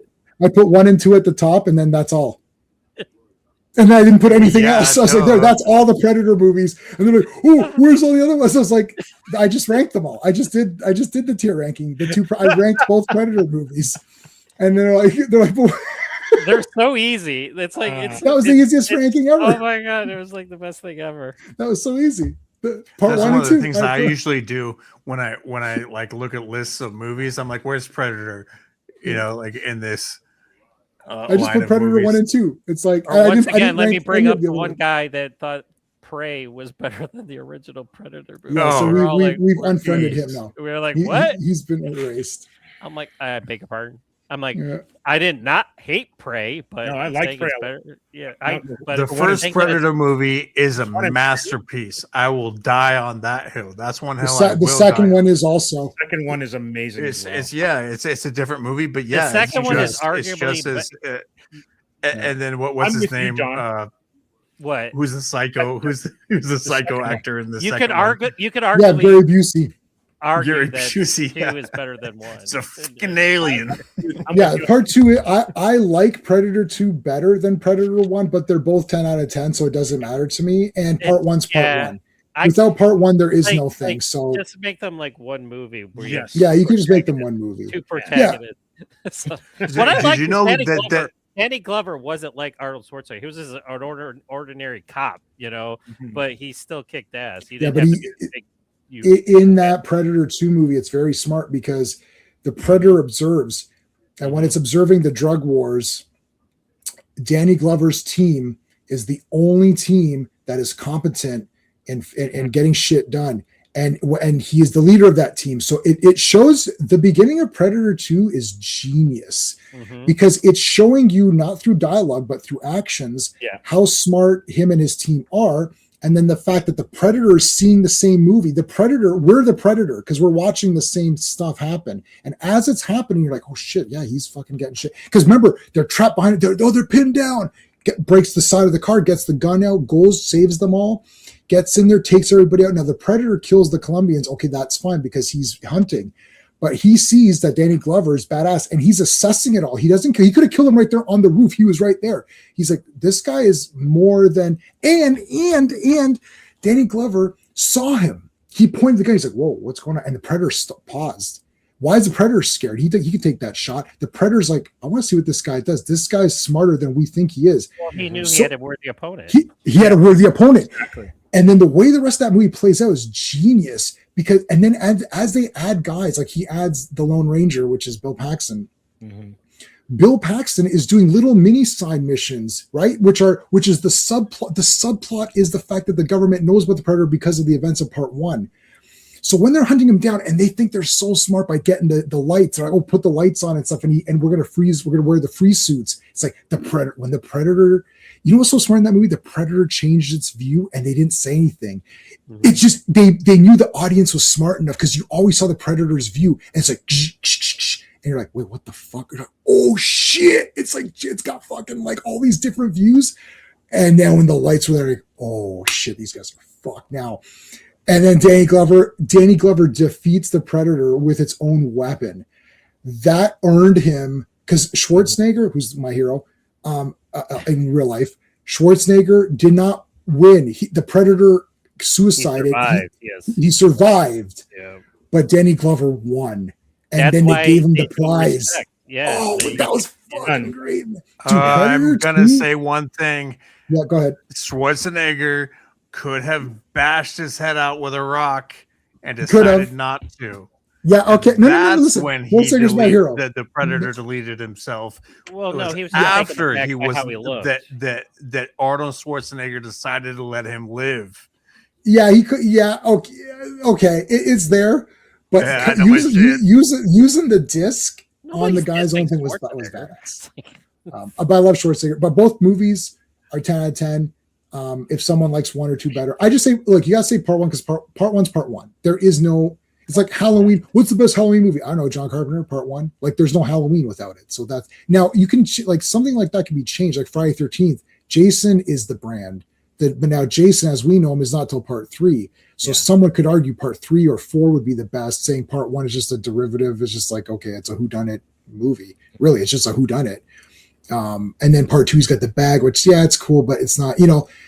you got to look at the brand. Predator is the brand. The brand started with Predator 1. Jason is the brand of Friday 13th. Jason started in part 2, but really the iconic Jason started in part 3. So while you could say Friday 13th part 1 is the best because there is no series without it, it doesn't necessarily make people's favorites because it doesn't really have Jason. That's why this Crystal Lake series is weird. Like, I want to see Jason. Nobody knows what Crystal Lake means except for the hardcore Jason fans who will watch anything. So considering that we'll watch anything, this is like Spider-Man. We'll end up, Spider-Man is the brand. The brand of this series is Spider-Man. So the first thing when you walk into this movie, if you walk into the movie and walk out and Spider-Man was the awesome and was the best, you have to give this a positive review because you're going to see Spider-Man. Did you see Spider-Man? Yes. Was he good? Yes. Was there good drama? Yes. Was there good action? Yes. Does the costume look good? Yes. Are the effects good? Does he fight guys? Does he have a relationship with MJ? Is he teaming up with other? Yes. So that's it. Like, what? I know you want more, and in Spider-Man 2 you got more, but in this one you didn't get more than that. But what you did get was awesome. So it has to be a positive. Go ahead, Steve. Thing is a really tiny nitpick. Mm-hmm. Is that he walked around too much. I wanted him crawling on walls more. But I know, but he did, that's a nitpick. Thank you. The one scene he did, I'm nitpick. like, and I watched, I'm like, is that the first time he's crawling? Yes. Exactly. What I know. Yeah. I'm like, he should be on walls. He should be upside down. He should be. I know, but that requires a lot of He money. should be on the walls playing the 70s music. Yeah. That would be, Thank you again. I saw it twice, and I both times I'm like, that's the first time he's crawling on well, he was on a ceiling, but Yes. So, yeah. So I mean, he was sitting who upside knows? down on a pillar. Well, yeah, there wasn't. That doesn't count. He wasn't crawling. I think that's just for money and budgetary reasons, really, obviously. Maybe, but yeah, who knows? Yeah, but I love him it's walking like, around and talking when he's like he's in his like underwear and with the mask on. That's super funny. it's like, That's classic Spidey. They did a lot of classic Spideys. Yeah, that's The only funny, thing they man. had him do is like because they don't have this relationship yet, and this is for another stream. Yeah. But like he doesn't have a friendship with Johnny Storm, so he's not running around with a paper bag over his head in an FF outfit. Oh, that was the best. Like there's that kind of stuff, right? Yeah. But anyways, okay, so that's gonna wrap. We'll be back for a tier ranking on Thursday. John, do you have anything you want to let us know that you're getting involved in, or? I'm in New Hampshire right now. I'm technically on vacation, so I'm like I'm just posting rant. I'm doing reviews. I'm just I have a couple interviews to put out. I have Eric Jacobus I still have to put out. I have to do another gentleman who did an action movie called Badland Rising that I have to put out. So just bear with me. I'm way behind, but I'm getting there. All right, Steve. Going to be joining you and Sean for some streams coming up. I guess Avengers tomorrow. Tomorrow, yes. Yeah, and on Wednesday we have our weekly kind of news hit, and we're going to look at some of the casting news that's come about, as well as look at I guess Samara Weaving is now. What's her name? Emma Frost. She's Emma Frost. That's great casting. Great casting. And can I just say, she's fantastic, by the way. As much as everybody hates Snake Eyes, the movie, she was awesome as Scarlet in the movie. Yeah, she was bad. Yeah, I like Ready or Not, and I'm sad we're not going to get her as Scarlet in any more iterations of live action. Right. I could be wrong, but I'm probably not. But because she's bigger now, she's a bigger actress than she was back then. All right, and then so what am I doing? I'm doing Avengers tomorrow. Tuesday is The Dentist on Pete's channel. That's a great horror movie, The Dentist. It's not scary. It's more like awesome. It's almost like Falling Down. You're kind of teaming up with the dentist because everyone around him is so annoying. Wednesday, we're doing Tom McFarlane's Sabotage, the X-Force crossover. Thursday is the tier ranking for Spider-Man live action. Plus, I'll throw the Spider-Verse movies in there. They're going to get ranked really low by me because I don't like those movies. And then Friday is Fantastic Fridays. So Fantastic Four. So I'm streaming every day next week. Headcase, you don't do any content, do you? No, I'm just I'm on the panel on Captain and Giratina's channel. You can find me at Admiral Teague. I've been working with let's see here, Theta of Nerd Archaeology for a long time. You can find me on Captain Girantina's channel here on next Wednesday. It's the Phobos. I do a lot of things on Mark D with the C. So Yep. I'm pretty much an admin over there, and I'm on the panel all the time. So if you guys want to see some more of my content, just go ahead and check me out there. Yeah, and Mark's link is in Mark D's link is in the description of all my videos and live streams, like going back for like He does the years. same thing for you, bro. I know he does. Yeah, so I've always had his link in there. So there you go. We'll be back to talk about that, and yeah, so that's it. Now I gotta catch up on like 7 hours of SummerSlam or whatever it was.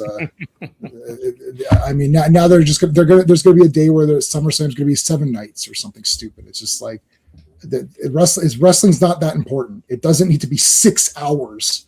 Like, I'm sure you can get these matches down. Anyway, WrestleMania's 2 nights now, is it? WrestleMania 2 nights? Yeah, SummerSlam's 2 nights. Why? It was Advertising, last night and today. advertising, man. Well, yeah, damn it. more money. There you go. Yeah. Summer. Yeah, I watched night one. Night one.